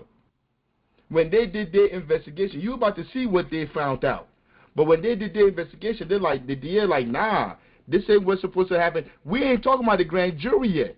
Because, like, the prosecutors, whatever, they send this shit up to the DA. And the DA, like, make the decision, whatever. The DA, like, nah, this ain't what happened. Like, we can't really go with this. Let me keep playing it. From the district attorney's office says the district attorney, DA. Evidence submitted in the crash report does not support that Kyron Lacey should have known that his actions were the cause of the crash that happened approximately 72 yards in front of him. So that's what the DA said. They took it to the DA, and the DA said, this don't make so. The state trooper said yay. The prosecutor office said yay. They go out and get a grand jury. The grand jury says yes, which I thought they said no, but they actually said yes. We ain't get to the back to the prosecutor office. Up wait. When he finally said no. But wait, I don't. That's why I said I don't think the grand jury. Y'all got. Hey, listen, y'all got to relax. I'm gonna cut y'all mics. Listen, bro, y'all listen. I don't even think they got to the yet, to the grand jury. First, the prosecutor in them. They said, the prosecutor in the state troopers, whatever, they said, yo, this is what happened. When they went to the district attorney, I think you got to go there first before you go to the, to the grand jury. They took it to the district attorney. They did their investigation, and they was like, nah, this ain't what we seeing. This ain't what our evidence is telling us. And they're telling them right here, the evidence submitted in the crash report does not support that Kyron Lacey should have known, because they're attacking him for fleeing, that his actions were the cause of the crash that happened approximately 72 yards in front of him. Now think of a football field, 72 yards.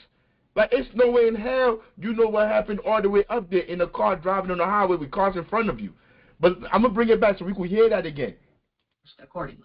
But when the DA's office did their investigation, they didn't agree with the findings from the state police.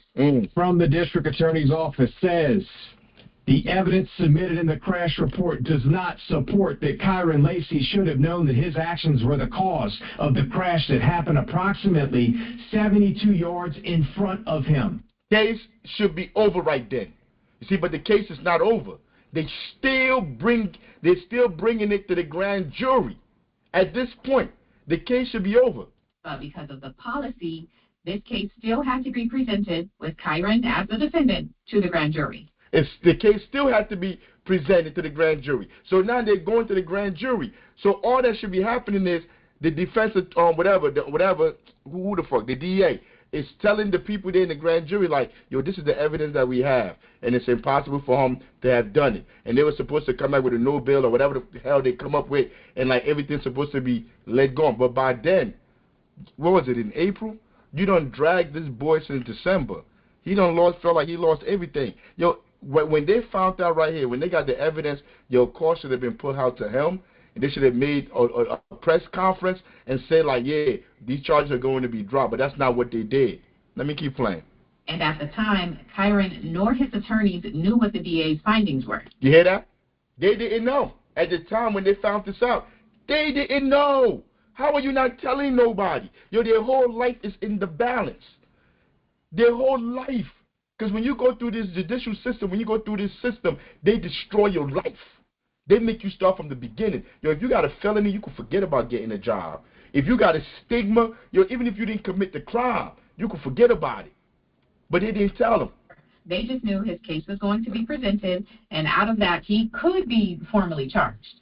And so, a day before prosecutors are set to present the case to the grand jury, Kyron Lacey takes his own life at the age of 24.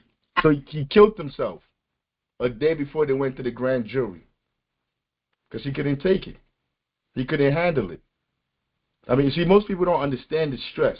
Yo, I know somebody right now that's going through it right now, right? I be seeing them. Yo, it's a woman. It's a woman. I be seeing her. She traumatized right now. She's fighting the court. She's dealing with a gun charge. So that's what she told me so far from what she told me. So she be in her car. She be in the car all the time, smoking. Like, I mean, trying to relieve her stress. She all stressed out. She all worried. I really want to tell her, yo, ain't nothing to worry about, yo. It's not that serious. Your life will continue after whatever you deal with the courts is over. But she's in a place where she don't even want to have a conversation about it. Because I tried to talk to her one before, like the way she reacted. Yo, this is traumatizing shit. And this is a young lady I'm talking about. She probably, 27, 28? It looked like she lived by herself. She's not working right now. So every day when I come home, when I'm about to go in the house, I'll be seeing her sitting in her car, just stressing in that box. But I don't, you can't force people. You can't force people to listen to you or to understand, all of this is just a fucking social construct. You can survive this construct if you know how to navigate these space. And you got a gun charge. If this your first gun charge, man, relax. And even if you get locked up, I'm going to talk you through that step. F them. You get locked up, you go to the county, they put you in there, you go sit in the bullpen for a couple of hours, then you're going to go to your cell. Relax, read, work out, and try to organize other people in there. Understand what's coming for you. Understand where you're going to be. That's not the end of the world. You ain't going to be there forever. You're going to be out soon. We'll work through that. But most people, they isolate themselves, and they don't know what to expect. They think it is all of this stuff that is really not. And the day before he went to that grand jury, he killed himself. After his death, his father wrote a statement on Facebook that read, quote, "Young parents, start talking to your kids at a very early age and make sure they are confident and comfortable confiding in you. Don't." How? When you send them to these schools, you let them believe all this myth. You let them believe all these people that are fake leaders. You make them believe everything that's counter to what they need to know to survive in this world. You make them believe going to LSU, playing the NFL, that's the greatest thing they can ever achieve. How you going to talk to your child? You make them think that they're Democrats, that they're free, that they're in a democratic society, that they should stand up, put their hand on their chest, and pledge allegiance. Then when stuff like this happens, you wonder why they don't have the ability to handle it. Because they've been lied to their whole entire life about the society that they live in. Don't be cool with, man, let me let Don't be cool with "I'm all right" or "I'm good" when you know deep down something isn't right. Mental health is real, and for the most part, it's invisible. Don't ignore the signs, even if they may seem small. It is not invisible. Thinking you're free in America that's mental health. That's retardation of the mind. When you tell your children that they're free, that they're equal, that they can do anything, as soon as something happens, be like, yo, you could sue them. Yo, you don't know what society you living in? Sue who? You a Negro. You a nigger. Who you gonna sue? There's no law or anything here that they are bound to respect. You have no humanity that they have to respect. You are a slave. That's not what we teach our children. We're afraid to tell our children these. That them teachers don't care about them. Those teachers are only there to make money to go home and pay their bills. We don't teach our children like that. We don't have these conversations with our children. Our lives have changed forever, and this will never be okay. But God needed my baby more than he was needed here. You see the ignorance? God needed my baby. No, you failed your baby. You failed your baby. You failed your baby by not teaching your baby the world that they live in. What God? What God needed your baby to do what? You freaking fool. You an idiot. This is what you put up there. God needed my baby. You clown. This has to be the biggest pill our families have had to swallow, but I know the love and compassion in our families will get us through. This will never get easier, but we'll learn to live with it. Check on your kids' mental. You're a chump. Damn it. Yeah. I'm sorry, but I'm God, not God. Panther forbid anything happens to a member in the party, my family, or whatnot. I'm not coming out here making those statements. I'm coming out look, I'm coming after the DA, the prosecutor. I'm coming after that cop, his wife, his baby, his grandmother. Those are where are these people with those statements? Too many people are dying out here, and people coming out here thoughts and prayers, and even with the Charlie Kirk, we shouldn't be when somebody died. We should have empathy. Empathy for what? For who? For a system that's killing us every day, and for people that support that system. Nah, I'm letting people know right now. If anything happens, Nah, don't even do that. I'm not coming like that. Nah, no. If any, because we Panthers, we're not coming like that. We know what the issue is. But most people are not organized to understand the society that they're in. They haven't accepted. Most people don't want to accept that we still not free. If you tell somebody they're not free, they'll be like, who not free? I'm free. You the one that's not free. They think like you're the problem. I mean, but like we know how we would react, but it's not us that you're dealing with. You're dealing with these families are the same families that Du Bois was talking about. Talking this God stuff, talking all this, like putting the responsibility on the individual. These are the people you're talking about. We don't react like this. Story, and that gets us to where we are today with this latest news that Kyron's attorney, Matt Orey, has uncovered. He recently got the entire file for Kyron, included the investigation done by the state police, as well as the investigation done by the district attorney, and is ready to vote on if formal charges should be filed. And that's exactly what happened in this case. The Louisiana State Police did their investigation and presented their findings to the DA's office. And their findings was that Kyron Lacey caused this accident, fled the scene, and should be charged accordingly. But when the DA's office did their investigation, they didn't agree with the findings from the state police.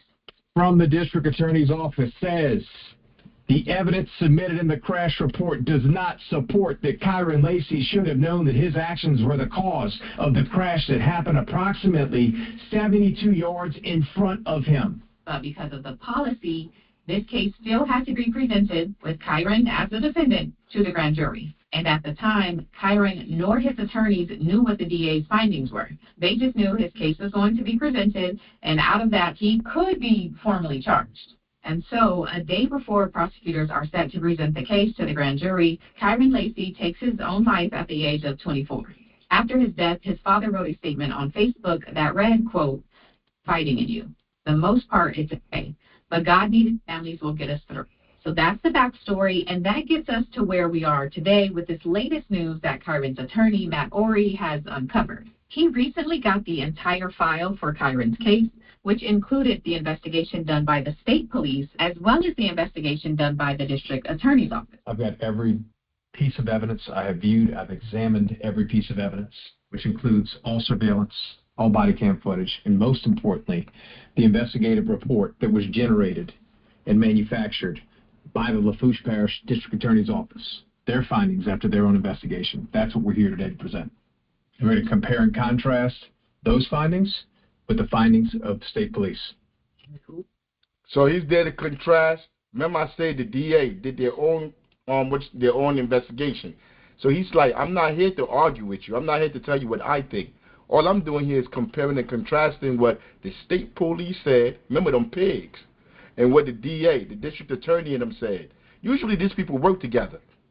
Usually they all work together. Somebody in there, they must be beefing. There's something going on in there. And for him to even get this stuff, something is going on that we don't know about, but hey, we just got to go by what's going on here. Ooh, child.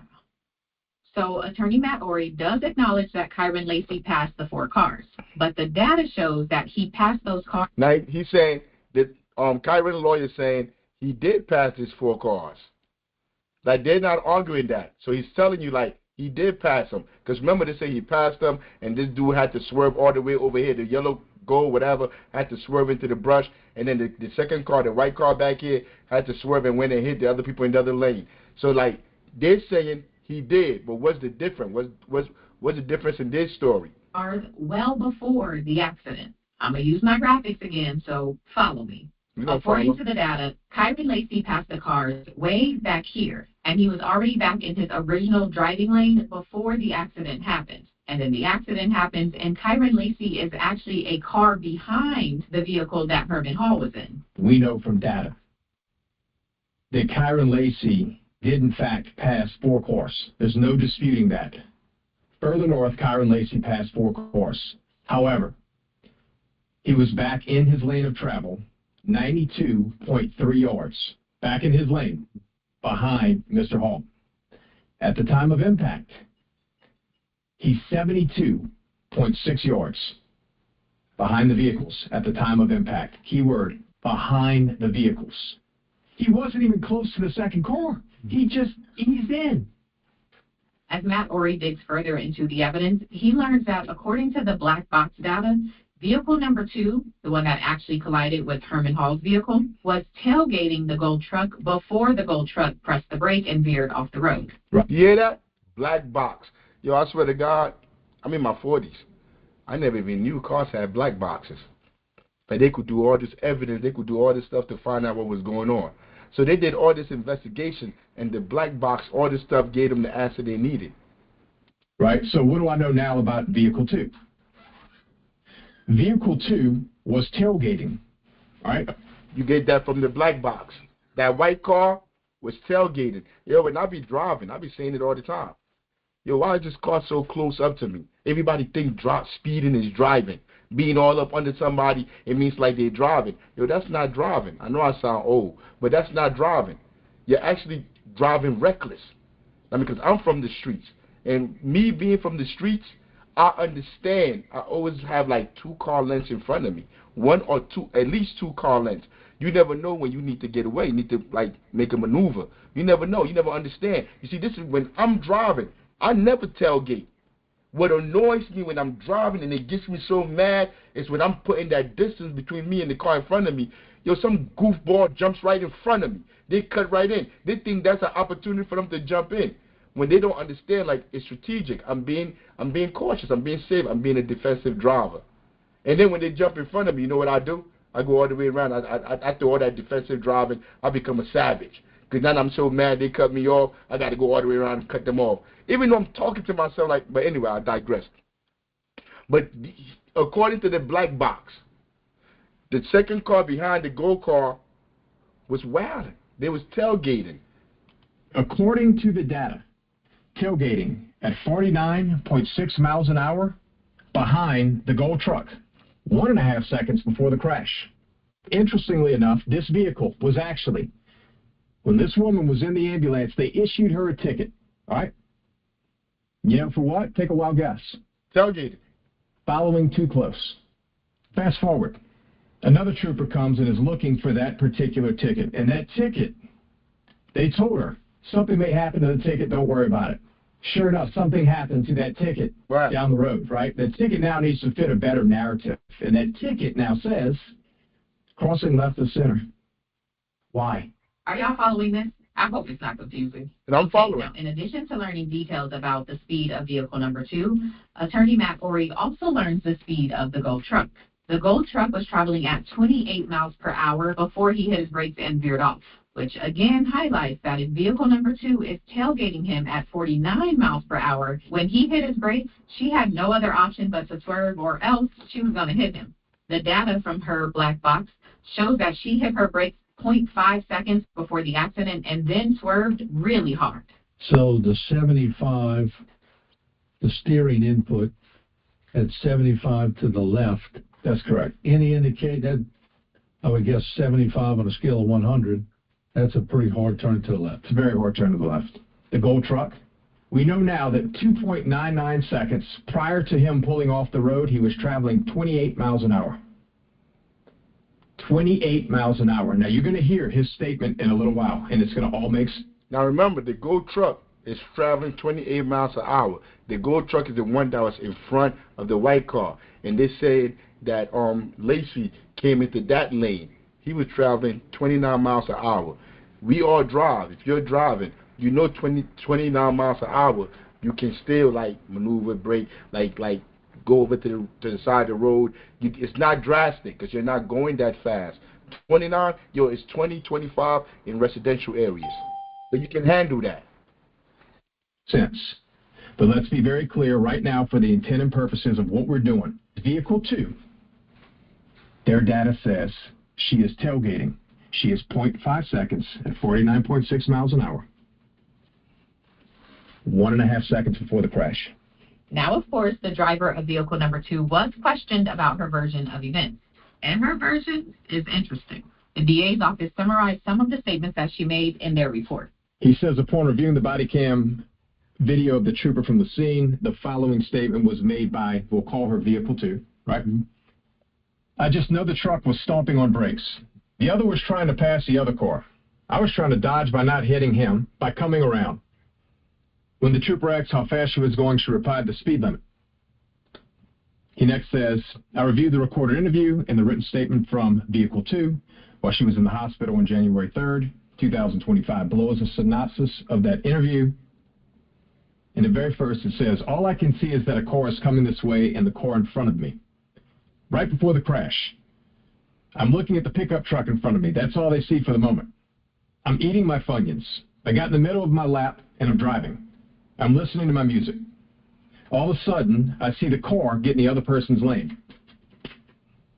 The truck, end quote, steps on his brakes. First, so it slows down, but then he does it again, and this time it's really hard.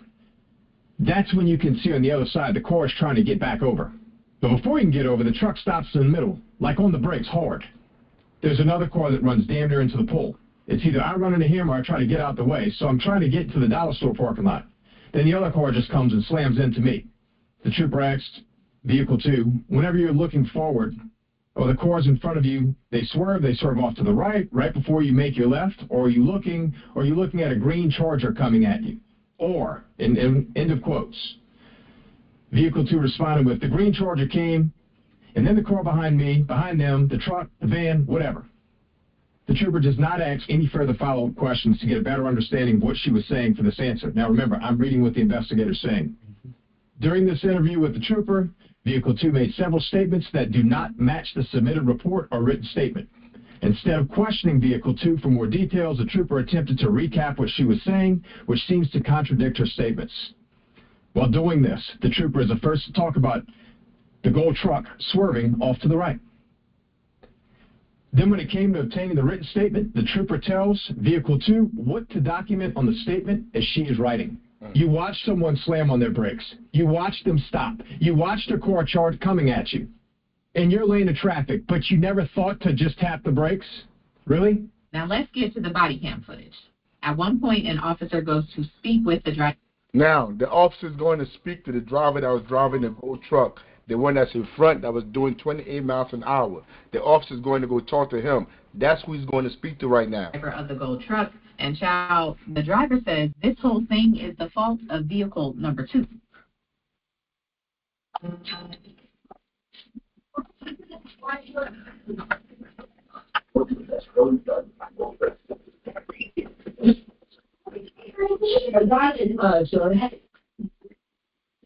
So look, don't worry about filling any of this type of information, like your name, address. Don't worry about any of that. Just right here, if you could, I'd just have you write exactly what you saw. Just make sure to include, where you were. I don't know where they're in the highway. So it's Highway 20. Highway 20.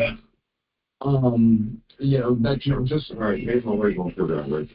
Okay, just make sure you add in there that you had to slam on your brakes and the brakes you had to slam on the brakes to avoid that Charger and the brakes locked up to avoid that Charger. That's he's coercing them the whole time.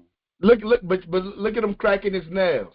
You see, these are all telltale signs of somebody that's lying, that he's nervous about making this person have to lie. Like you said, he's coercing them the whole time.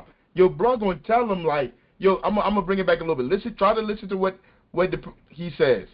You had to slam on the brakes to avoid that Charger, and the brakes locked up to avoid that Charger. That's skid mark. I messed up. I was even going. He said, I didn't even have no skid mark because I wasn't even going that fast. Because he's doing 28, 29 miles an hour. You could just hit the brakes a little bit and just get off the highway. Lady in the back of me. She had saw what happened. That's why she called that wreckage. The lady in the back of me, she called that wreckage. Yo, the police is there to investigate. The person that was there, the number one, what would you call him? Eyewitness that you should be talking to. He's telling you before you even sign that paperwork. Yo, the lady behind me caused that accident. You were running in the back of me. She called on the other side. Mm-hmm. So, but the Charger was coming right at you, correct? And that's why He never even brought up the Charger. He ain't talking about the Charger. What you bringing up the Charger for? Pig? What you bringing up the Charger for? See, this is why we call them pigs. You break the head on with you. So yeah, just make sure you include that, and that's very important because we're trying to locate this Charger right now. So just include that in the statement, and I'll read it over, and then I'll be out of here. Yes, you heard that right. The driver said, I didn't skid mark or nothing because I wasn't even driving fast. The lady in the back of me, she didn't see what was happening. That's how she caused the wreck, because she was going to run in the back of me, and she pulled onto that other side. Then the officer responds by telling him to make sure he adds in that he had to slam on his brakes to avoid hitting the charger. Somebody going to do something, because this is crazy. And it doesn't stop there. The statement that's turned in on behalf of the driver of the gold truck doesn't reflect what he said in that body cam video at all. It's actually a completely different story that wasn't written or signed by him. On the signature line, it actually says refused. He refused to sign that BS. He refused to sign it, or he probably ripped up what he wrote. I told you, 99.9% of what these police write down is a lie. They try to justify their stance, where they're coming from. So we understand this, and I've been telling my son and my daughter, if the police ever grab you, don't say nothing. Wait till you talk to us, and we're going to work it out. You see why. And if you're not telling your child that, then you're irresponsible. And you socially condition your child to be a victim of this world, of this country, because you haven't taught them who they are and how they survive in this world. And this is from the gold truck. This is the gold truck. See, the problem with that statement is it is in direct contravention to what was said minutes earlier. It's not written by him, and where it says signed, it's not signed. It's refused. Let's go back to the system. As a prosecutor, and you get this kind of evidence in front of you, how you not calling the other lawyer, the defense attorney, to tell him like, yeah, we can proceed with this case? Why are you hiding this stuff from the defense attorney? Because our judicial system is supposed to be fair. This is a justice system. Innocent until proven guilty. But every day we see how the system has us guilty, and we must prove that we are innocent for us to leave. And I'm not blowing things out of proportion. Every single day in this country, there are people being railroaded like this. Every day. Thousands, hundreds of thousands of people. Poor people, black people, brown people, whatever color. If you under that class line, you're getting railroaded. But you see, when I have a witness who is the most critical, and he's telling you, I wasn't traveling fast. We know now that he wasn't. The data shows 2.99 seconds before that he was traveling 28 miles an hour. 28 miles an hour. You could do a lot of stuff with 28 miles. You could stop. You could brake. You could do a lot of stuff. He probably was so smart, like this lady tailgating me, man. If I hit my brakes, if I slow down, she gonna mess around and hit me. Let me just move over to the side. You see, that's experience of driving when you're driving, what you call it, defensive driving. And that's exactly what he did. He slowed down and went over to the side. She got her Funyuns on her lap, which, I don't know about over there, the laws over there, but you're not supposed to eat while you're driving. And she admitted this to the cop. Like, I was eating my Funyun and I was driving out of nowhere. Oh my God. You was eating your Funyun, playing the dumbass Cardi B. I'm on Cardi B every time. Playing that dumbass Cardi B, driving, speeding, thinking you're going to overturn the person in front of you. Thinking by you speeding, that means you know how to drive. Eating your Funyuns. Who eats Funyuns anyway? Somebody that will sit there and let somebody go to jail for a crime they didn't commit. That's who eat Funyuns. And he goes on to say, I didn't even make a skid mark. That woman behind me, she caused that accident. And you give me this statement that is refused? Oh, Jesus. Let me bring this back. I got a problem. Let me bring this back. That woman behind me, she caused that accident. And you give me this statement? I remember that look, that quivering of the lip. That's how Asada felt. Last week we was watching Asada talk about prison. Like, they're talking about prison too. They're talking about the judicial system. They're both talking about the system. And look at his disgust. He not black. It's just somebody. You see, when you have affection, when you're invested in this, because he's gonna go on to tell you why he's invested. Let me shut up. Just listen to him. That is refused? I got a problem. I got a problem with that. A big one. So you get the point. And if you don't, I'll give you my takeaway, which should not be taken as fact. Basically, the gold truck did hit his brakes as a result of seeing Kyron Lacey on his side of the road. And the vehicle behind the gold truck, vehicle number 2, should have had time to hit her brakes and slow her. But she didn't have time because she was tailgating and traveling so fast that her only option was to veer onto oncoming traffic, resulting in her colliding with the vehicle that 78-year-old Herman Hall was in. He had no idea he caused this accident because he didn't think he caused the accident. He didn't cause the accident. Now again, Kyron Lacey took his life before any of this could play out, but Matt Orr says he's doing this now because he made a promise to Kyron that he got him. This is about making a promise to a kid who begged you to help him. You make a... No, like, just imagine that. Like, just imagine your whole life is crumbling in front of your face. And then you go in there and go sit down with the lawyer. He probably was crying. Like, yo, I didn't do this, man. They trying to take my life away. I didn't do this. And you're like, yo, you got me? And bruh, looking at him, because, like, after a while, like, when you're emotionally invested, it's not even a job no more.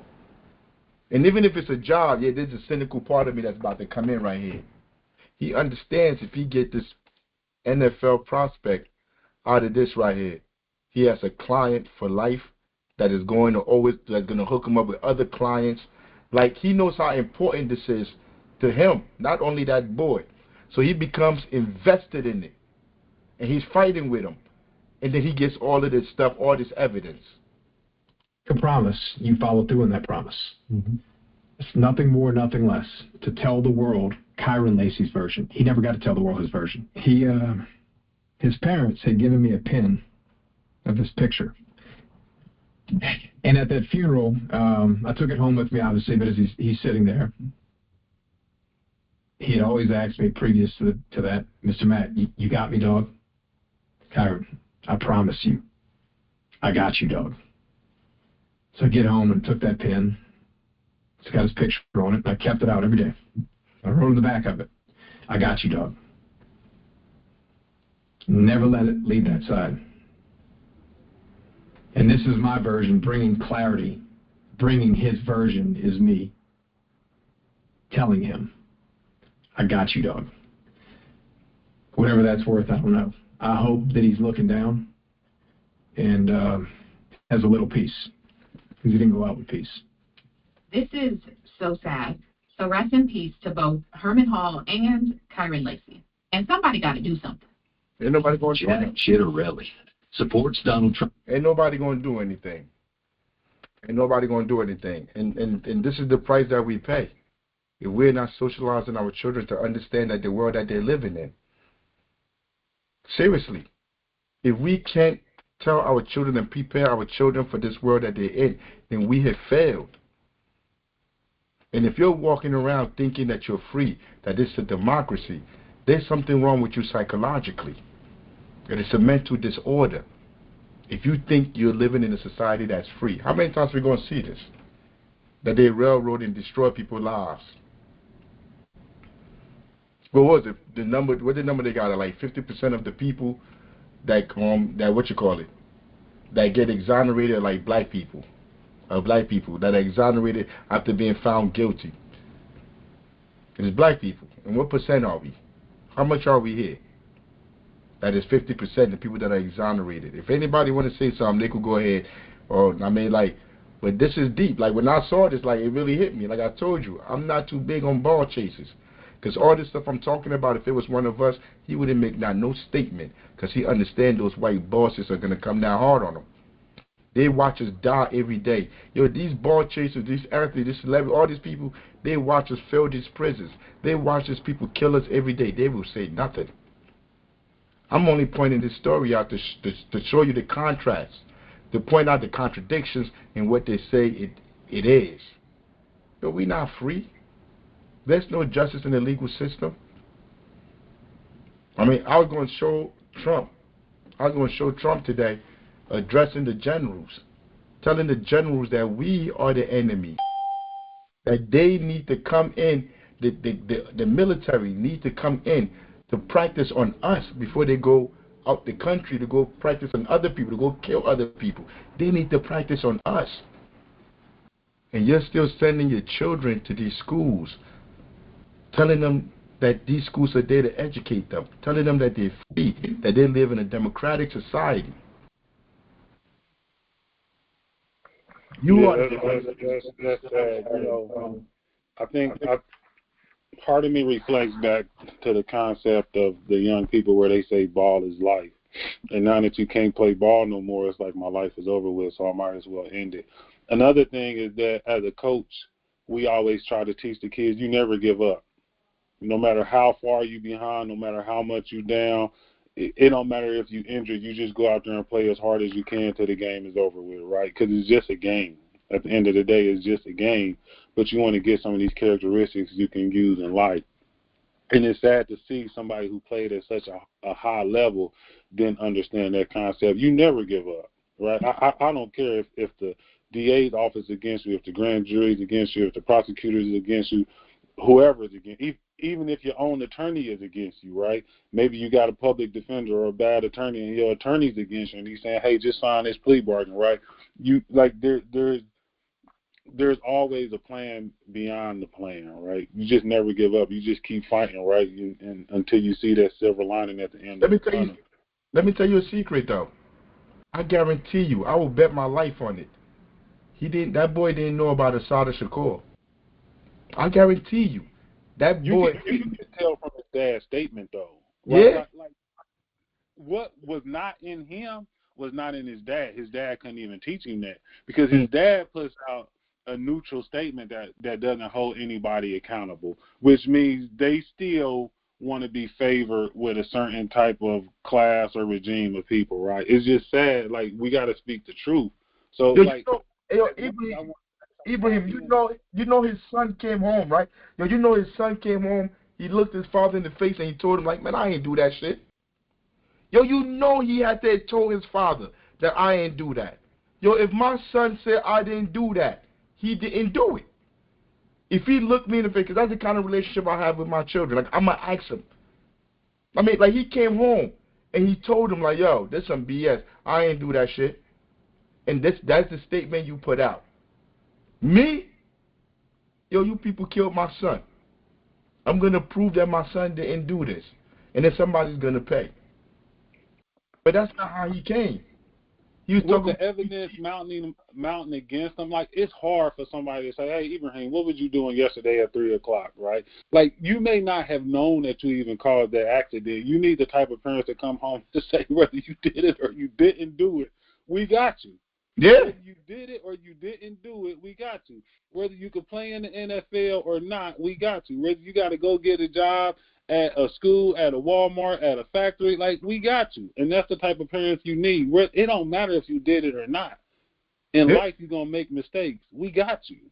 Word. I mean, but that's not what they did, man.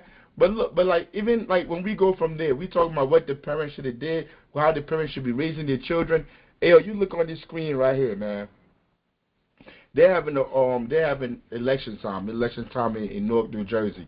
They running for council people, for all of these different things, and they running for this is the Central Ward in Newark, New Jersey, and the first person that you see on here, Jonathan Austin, and yeah, he's the one. I guess Zayad Muhammad, he a fake Black Panther. I mean, he went to school to be an actor, so like he done took on being a Black Panther, like he really took that role on, and when you see him, you can see that he really acted. Don't do nothing in the streets. Never built no institutions to provide for nobody in the community. Does nothing for the people in the community. Just goes around bumping his gums. I mean, and him and this dude Jonathan Austin. I don't even know if Zaid is part of the whole. What's the name of this station, General Secretary? All politics are local. All politics are local, which is a lie. All politics are not local. But this one right here and the one Zaid over here, this is their platform. Our Three Kenny is a bootlicking Uncle Tom. He's a what is his title? He does segregate. He does wills and trusts, but he's a Democrat operative. Yeah, he's a surrogate. He's a political operative, and this is Rahman Muhammad. He's another political operative. They all belong on the mayor's team. Hold on, Rahman Muhammad is deputy mayor of Newark Works, affirmative action, all that. He's supposed to be getting Newarkers jobs. He fails at his job. He actually works for the city of Newark, but he's too busy running his restaurant, and he brags that he employs like 4 Newark residents, but his real job at City Hall was to employ hundreds and hundreds of Newarkers to these contract construction jobs that his developer donors pay into freaking and stuff. But he's not doing that job. No, but these are the people that are manning these institutions in our community for white supremacy. So now they have a debate hosted by another Uncle Tom organization, the NAACP. These people are all in bed with the politicians, with the mayor, with the power structure in the city, and they all have their own candidate that they're pushing, and they use these platforms in our community. All politics is local. Nobody watches this stuff. They've been around for years, maybe decades. With that space, all politics is local. They get money from the mayor. They get money from the government. They are fun. I ain't looking at no paperwork. If they want to take me to court, they could take me to court. But they're not. I know one thing for sure. They're not bringing the mayor. They're not bringing the people from the mayor's office to come on their platform and spew lies and talk about people for free. I know they're not doing that for free. So you could miss me with all of that. So I don't need to look in no paperwork. These people are getting paid to bring these people on these spaces. Matter of fact, they brought the mayor on here, and the mayor was in the car. They did a live interview with the mayor in the car, and the mayor said, if somebody killed me, Africa, if somebody killed me in Newark, nobody would care. Why would anybody kill me? I don't have no issues with nobody on the streets. The only people I have an issue with is politicians that are exploiting the community. But the mayor was on their show, and he's telling them, if somebody killed me, nobody's going to care, despite all the good work I do in the community. That's what Ross Baraka said to these people. To the fat-head one right there in the screen, Jonathan Austin. I pulled up on him. I think the mayor said this probably like 2-3 years ago. I pulled up on him. He's standing outside waiting for an Uber. I pulled right up on him. And I tried to talk to him. I'm like, yo, you was wrong for what y'all did, for bringing the mayor up there, and he going to try to spin me. I'm like, yo, you brought the mayor up there, and he threatened my life. And he said what he said on the screen. You never even reached out to me. You never called me. He didn't even know who I was. Even though they were sitting on that platform talking about me like I was a dog, he didn't know who I was when I pulled up on him and I walked out the car. He probably ain't tell nobody what happened. But when I went in front of him, he tried to tell me like, yeah, we have a way that we talk. And I mean, like, basically telling me like, you can't call people Uncle Tom, you can't call people sellouts. We don't allow that on our platform because they sellouts too. They don't want to be called Uncle Toms. I'm like, you're not going to tell me how to speak. I'm like, none of you is going to control how I speak and how I talk about anybody.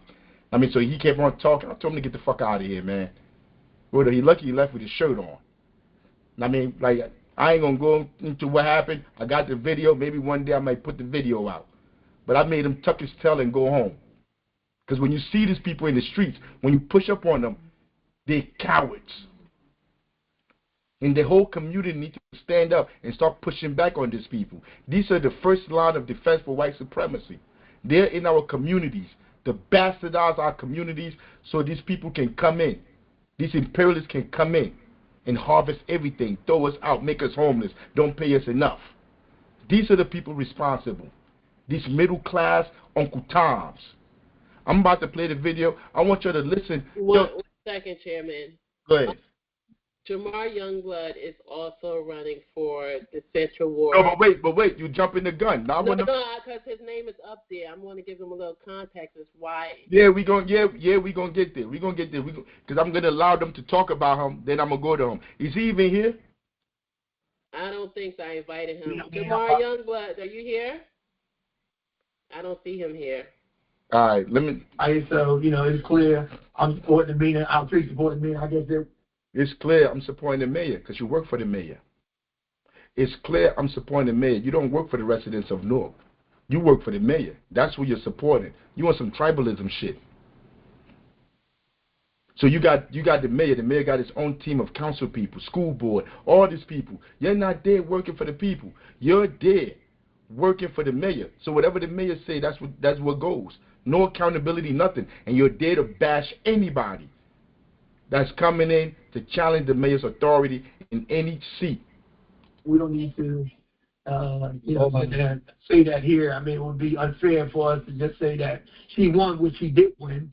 It would be unfair for us to say that she won. That's the lady that they're backing that's running for the same seat as all these other candidates. And he's saying it's not fair for them to come up here and say she won. But she did win. So you said it's not fair to say she won, but you still say she won. They've been on social media. All these political hacks. They've been on social media posting her picture everywhere, trying to let the people that support them tell them to go vote for her. That's not the best thing for Norcas. But this is what they're doing because it helps their career. It puts money in their pockets, in their bank accounts. It gives them businesses. They have Tariq Kenny and Rahman Muhammad, like they're business partners. All these people are business partners. All of them. Austin, Zaid Muhammad, Tariq Kenny, these are all business partners. They have their own crew that they work with, that they're backing, that they support. To hell with the rest of the people in the community. Hands down that debate. Said, listen, I think the young man just needs some direction. I know Al got a different opinion. Jamal Youngblood. He said the young man, Jamal Youngblood, the person that's running for office, I think he's in his 30s. He just, I would guess he just started participating in politics in Newark. I think he went to one of them elite schools. We had a conversation with him, and we talked to him, and we told him, like, why are you running for office? If you really want to help the people, you need to join us. He tried to convince us that you got to go in there and show the people and explain to people how City Hall is supposed to run. That's the problem. We're not holding them accountable. I'm like, who the fuck are you to hold them accountable? You can't hold them accountable. You can't hold the mayor accountable. You can't hold the school board accountable. The people have no control over these people. You see, but like, who am I for him to listen to? He's the one with all the high degrees. So he said he's going to run for office. So we talked to him when he first, this was months ago when we talked to him, when he first said he was running. Now he's running, all these people attacking him, they're coming at him, or for all this stuff. So he's like, damn, why are they coming at me? For what I told you. This is a criminal enterprise. These people are all criminals. I mean, the system itself is criminal. So there's nothing you could do in it to change anything. What usually happens is he goes in there and fights this time, and then he sees the landscape, and by next election, he's on their team. That's how it usually happens. I got to wait to see if that's how he going to move.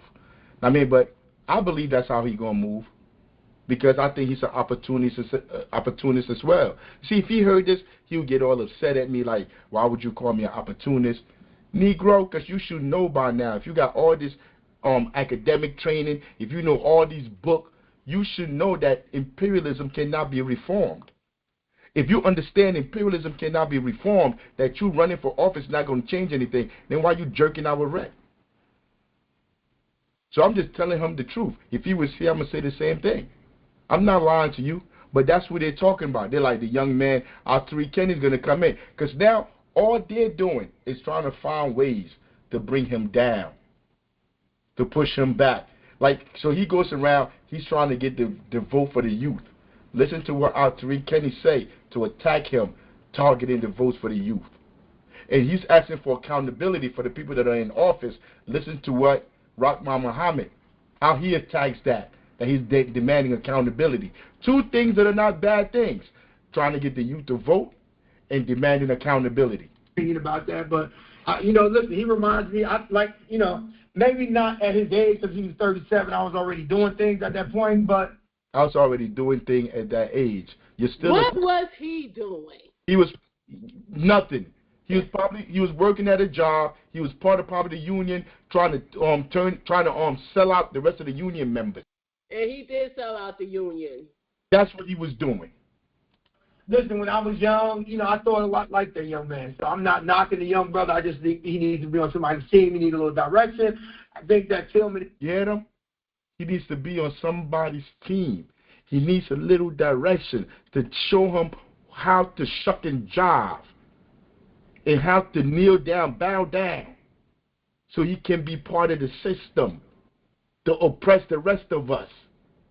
He needs to be on somebody's team. These are the politicians that we pay from our pocket, our hard-earned, the work that we do. They take the money out of our taxes to pay these sociopaths.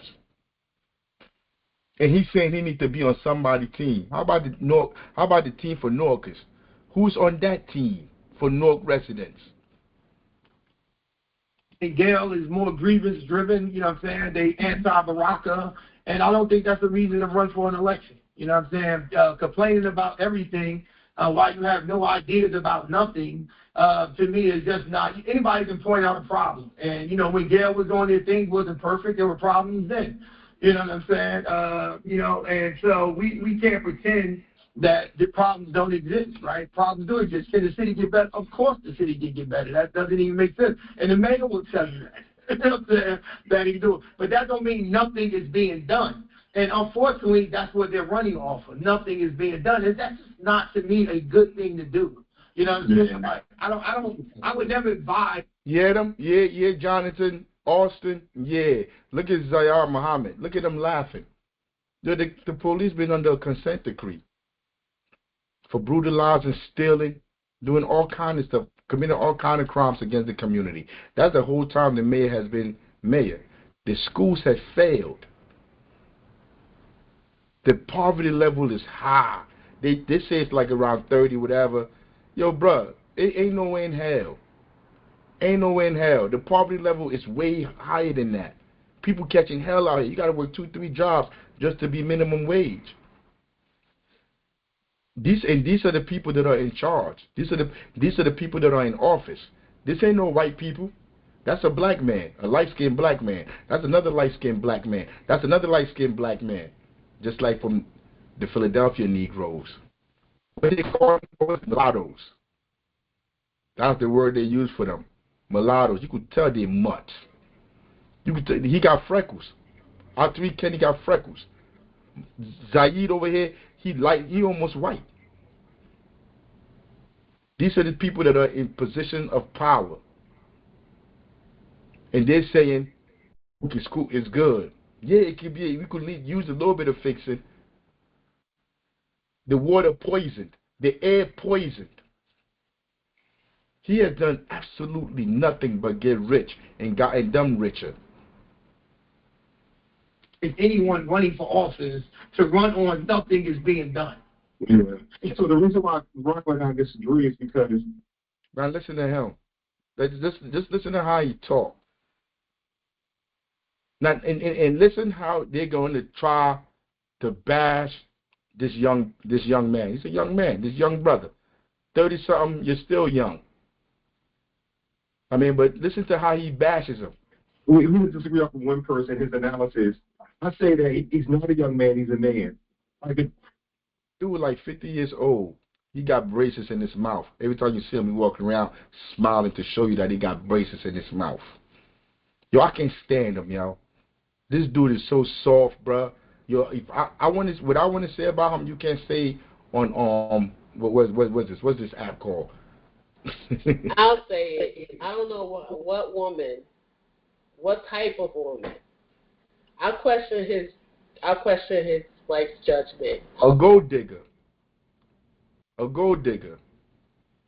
A woman that's more concerned about money, finances, than the people. That's who would sleep with somebody like that. Both of them. Because they're cowards. These dudes couldn't be in my circle, yo. They couldn't be in the circle of the people or the dudes I deal with. Never. And they never were in our circle. These were the Uncle Toms, the children of the Uncle Toms in the community that had the good jobs and they went to the good schools. This is them right here. They inherit from their parents the power structure, and they use that to punish the rest of us. Even this actor up here that called himself a Black Panther. But the pushback I have is with Rockman is that we gotta start treating black men as young people, right? You see that? You say we gotta start treating black men as young people. So he's trying to put the racial, wrap it around the racism shit. He's trying to find a way to throw it in there because he goes after the young vote. So he's trying to say, like, he's not young. He's a grown man. He's an adult. Treat him like a grown man and an adult. He's younger than you. He hasn't been in this community that long and he hasn't been influenced by the political system in this community like you have. You've been in this political system probably since you was a teenager. Because that's how they do. These are the people that they mess with. They've been grooming these people to be future Uncle Toms. Right. For example, J.D. Vance was a senator at the age of 39. This young man was running for council in the Central Ward is 38. Yeah. You see how this young man is running for council at 38. He's comparing him to J.D. Vance. Look at him, got that stupid smile on his face. I got videos where I rip into him. I rip right into him. The man, right? And so his ideas should be critiqued just like everyone's idea. I mean, Dr. King unfortunately lost his life at 39, so did Malcolm X. So did you hear them critique his ideas? Have you heard them critique his ideas once? All they're talking about is his age. They haven't critiqued his ideas at all.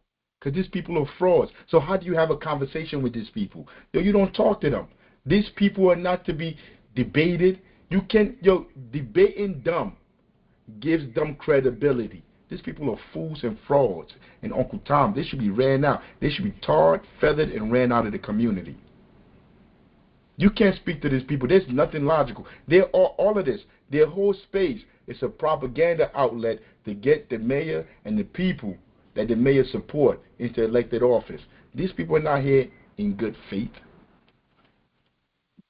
So Frantz Fanon, so is Frantz Fanon. I should punch him in his mouth for saying Frantz Fanon. On that note, I had enough of him. I mean, but I don't even want to hear from him either, General Secretary. This guy right here, he's supposed to be running too. He said he run. He right here, Walter Jacobs. I don't know what deal they cut with him, but he go up there. I want to show you the kind of games they play around here. Like the people are this stupid. So they got the debate hosted by the NAACP, another Uncle Tom organization. Look, right here, Deborah Gregory. She's supposed to be the leader. I don't know who these two buffoons are right here, but you look in the crowd. Gail Cheney Field, she's running too. She got her supporters in the crowd. The other chick that's running, you shouldn't call them chick. The other woman that's running, whatever her name. Amina Bay. I don't even care for her name. I don't even care to say their names. But the other person that's running, they have their people in the audience. So they're supposed to be trying to antagonize, trying to threaten, trying to scare the people that are up there running. Just listen. Okay. I have to say this. I have an emergency, and I'm going to suspend my campaign. Like people are saying that Ms. Bay have a lot of people backing her. I'm a district leader. The district leaders are backing her also. I'm competing against her, but hey, I'm gone, so there she is. He woke up to say that. He's supposed to be coming to sit on that panel for them to have a debate. Yo, this corny bastard's probably staged this whole event to try to swing the people on her side. But the average North resident is not in there. The average North resident is not participating in any of this fiasco. Any of this. Let me show you something. Let me show you how the election thing work in North. Where these people at? You see all these people sitting back here? These are people that work for the campaigns. On all the campaigns. These are not North residents. These are not the average North people. North residents don't even attend any of this garbage. Because the people already know all of this is fake. It's a stunt. They don't even know that this meeting is even going on. People like Deborah Gregory, she leads the NAACP in North, and she uses it to give credibility to these people amongst their middle class group of people. But nothing they do here changes anything in the city. They do nothing to help anybody in the city. They just have these fake debates, these fake presentations to give the illusion of the people having access to power. That's why her old wicked self is sitting right there. Like I said, I don't know these people, but they're scumbags if they're sitting next to her. Because they understand all of this is just a farce. It does nothing to change anything in our community. And they bring him up there. Like, who is she? The people in the community don't know her. What is she going to do? You telling me she's going to come in and she's going to stop the gentrification in the Central Ward? She's going to stop the police abuse in the Central Ward? She's going to take... What is she going to do for the people in the Central Ward? Let me give you a context of who she is and why they chose her. Amina Bey was in charge, or is still in charge of Newark Emergency. She's also in charge of some housing programs or whatever. All the critical systems that people of Newark need to get help with housing, emergency services and stuff, she was or is in charge of it. And all those systems have been failing. Just like Deputy Rodman Muhammad, he was in charge of getting Newarkers jobs, failed. All these people that are in charge of these things to help the people are failures, but yet they keep pushing these people, giving them promotions, giving them restaurants, giving them all this stuff. And look what we have here, this stage performance of this man talking about he dropped. Nobody even knew he was in the race. Talking about he's dropping out of the race. But yeah, this is just theater. All power to the people.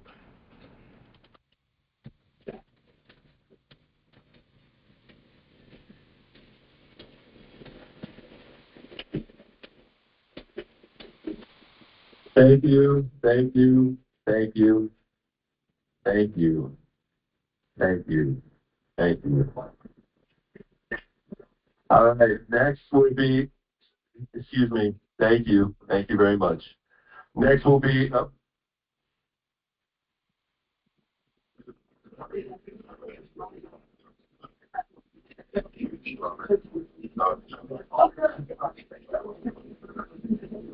thank you very much.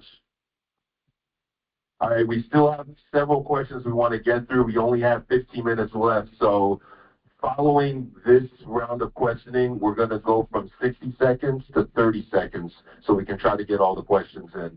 Mr. Youngblood, you're up. So y'all going to get tired of me saying this, but I'm going to release the data specifically so I can see how much y'all paid this young man to just do that. That was weird. That was weird. And also, look at this. They booing, bro. This is politics. This politics in Newark. People. Come on, guys. Can we stop, please? Thank you. Ladies and gentlemen, ladies and gentlemen, ladies and gentlemen, we only have 15 minutes left in this forum, and these candidates who are still on the stage should get your respect. Excuse my bad. Should get your respect. Okay? So I'm asking that we be allowed to finish. We're not going to let a candidate or anyone disperse what we're doing. Yeah, that's what I just said. That I just said that. That is what I just said. Mr. Jacobs.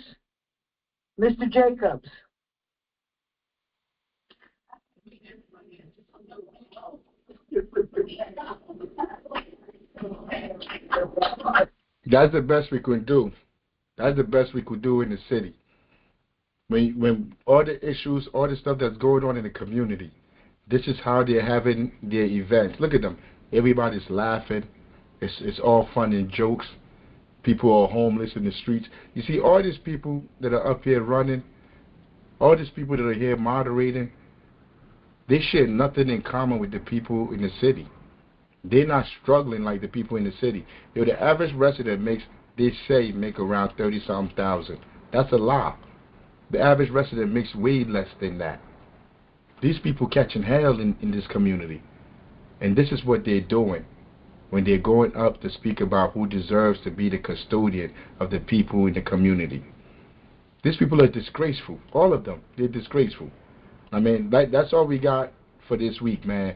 But it's like, when you read through the pages and you look at these people, you can see them. You can understand them. You can understand exactly how they think and how they see the rest of us. Our first line that we must defeat is these people. See, Deborah Gregory, the head of the NAACP, these are the people that continue to produce minds like Lacey. They control all the institutions in our community, just like back then, just like in the Philadelphia Negro. Those free black people that try to convince us that slavery was an acceptable thing. Because they didn't try to get the people to rise up, and defeat slavery.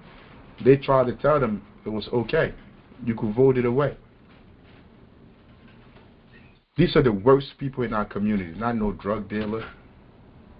The real crime, the real criminals are these people and the people they're in business with, the landlord, the slumlords, the corporations, the police department. That's who they in bed with. Yo, crime is at an all-time high. They keep saying crime is down. Crime is down. They're talking about their policing of poor people. It's having an effect because there's no more people. Like those poor people, either they move out, they're in jail, or they're dead.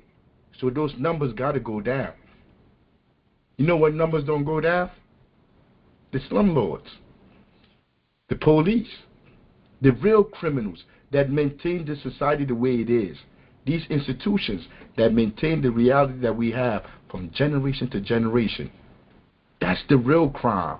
That nobody, none of these shows, none of these, what they call them, independent media, all of this. They always say like, I don't understand. I don't know what. We need to put people in there, better people. How many people you going to put in there?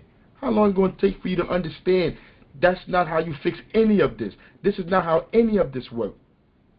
You cannot put nobody in a system that's going to change the system. They're just a screw. They're just a screw that fits in the system and maintains the system on its path to oppression. And if that screw don't work, if that screw don't fit, they'll take that screw out and they'll put another screw in there. But you don't change nothing from the inside. I mean, but we done for this week. If anybody got something, talk to me. Talk to me. Or I got to get to football, try to win me some money. Because times is hard out here. We got $1 in a dream. I'll be on FanDuel. I'll put $1, try to win like thousands of dollars with my dollar. Or whatever. I think I got a better chance than that than the lottery. But recently, I don't know about that either because these games be fixed too. Man, I don't know. But anyway, anybody got anything? Because you know I'm about to say all power to the people. Going once, going twice. Got one thing to say. Go ahead. I like what you said. I like all the points you made. You're right. You can't put nobody in to fix a system that don't need to be fixed because it operates the way that it's supposed to. That's the illusion. It's the illusion of it being broke and needing to be fixed, but no, that's just how it works. That's how I come to realize that they got us twisted. They got us believing in things that we don't understand, and then we suffer. Stevie said it. But it's right here in our face. See, they got us playing a game. You're right. It is a game. They got us playing a game. But here's the thing. We don't know how the game is played. We think we know because we coming from the way that it should be played in our own realm. But what we don't understand is that we're playing in two different fields. We in our home realm, which is our home turf, our home court, where we got advantage. That's cool. That's where things are organically and naturally the way that we realize they're supposed to be. But out there in that world, that's a game. And we running out there in the game in our own garb, and we don't realize we on a football field. And you got people sitting up here ready to tackle you with equipment on, and you ain't got none. That's what's happening to us. Why? Because we were never informed. It's a mind screw. This is the biggest, most sinisterly brilliant mind screw since the beginning of its inception, and they got everybody to play into it. Those that know, those that don't. Who I'm speaking to? This is Marcus. I'm on the network with you. How you doing, Marcus? I'm good. I'm on the network with you. I'm on Mondays and Friday nights. All power to the people. Hey, yo, great points. Great points. Nah, it all start with the mind. I mean, it all starts with the mind. Every time I think about this stuff, when I see people outside, I think about the allegory, the cave. It's all about the mind, your perception, how you see things, how you've been socialized to view things. It's all in our mind. I forgot who said it. I forgot where I read it at. But that first step is the mind. Is the mind. Awakening your mind to understand the world that you're in. But yeah, man, all power. Wait 1 second. Thank you, Marcus. Marcus, let us know about your show, the time your show is on. Let the people know and what your topics are about. Okay, I'm on Mondays and Fridays here on the network at 6 o'clock, both days, 6 o'clock in the evening. Mondays from poverty to prosperity. We talk about things, poverty to prosperity. It is not necessarily finance. What time? What time? At 6 p.m. Eastern Time. And then on Fridays, we 6 p.m. again, I'm on another show here on the network, and that one is Cooler Talk. And that's a more laid-back version of everything. But we can talk about anything and everything, bring the topics, share, and get down to the real deal where the rubber meets the road. So our series recently has been the land of make-believe. And I said a journey through civics, because we ain't learning that no more. They ain't teaching that no more. They don't want us to know that no more. But whoever they is, but we've been going through a journey through civics and the land of make-believe like Mr. Rogers used to tell us back in the day. All power to the people. He told us, but we didn't get it because it was a nice, entertaining show to us. But they was telling us, you got a real place over here, and then we got a land of make-believe. And the Charlie took us there. And just like when we stepped out of our realm, we stepped over into that realm. But see, what we understand here in this realm is not Wonderland. Alice found that out real quick when she jumped into Wonderland. Things is backward. You got to understand what the rules are, and you got to control your own game piece, because if not, somebody else is pushing it. And that's why we get locked up for things we didn't do. That's why the courts don't recognize us and don't respect. That's why everybody on that side is getting paid. But understand, organically, what we get, do we get paid when we come here through our mom's womb? Do our mothers get paid for giving birth to us? No. That's the biggest problem right there. One of them, anyway. Like you said, it's our perception. But here's the other thing, and I'm going to say this, I'm going to land, because I put this out here before, and I know it sounds weird, but it's the truth. They got our estate. They named it after us. They give us a piece of paper that is our estate, and if you notice, that named estate is on everything we got. Look at your bank card, look at your driver license, look at your ID, look at your birth certificate, look at anything, any application you make for anything, and they print it out, your estate name is on it. What? It's all stylized in all capital letters. That's the typography. And to tell you the truth, typography is a correct spelling. It's just a different case, which means a different thing, which is why in school they told us never write your name in all capital letters. We have been given hints of this, but the thing is, we were never told what to connect it to. So all we got is this information in bits and pieces, but the thing is, it's just like having the information about an engine, a car engine. You got all these pieces, but how do they go together? What are we making with this? I don't know. So what does it do? It sits right there, and then the other people that know take those pieces and use them and benefit from them. And we don't, because we're not informed. Our job on our nights is not to tell anybody what to do. It's just to give information, and people can do what they want to do with it, however they want to do with it. But our job is to just give it to you. All power to the people. Yeah, really, that's all you can really do. Can't make nobody do nothing, man. So anybody else got anything? Or we out, baby. Going once?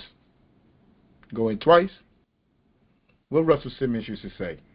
Good night and God bless. Hey, yo, till next Sunday, yo. See everybody next Sunday. All power to the people. All power to the people. You know you got to come cut this off, General Secretary. Oh, I got to leave.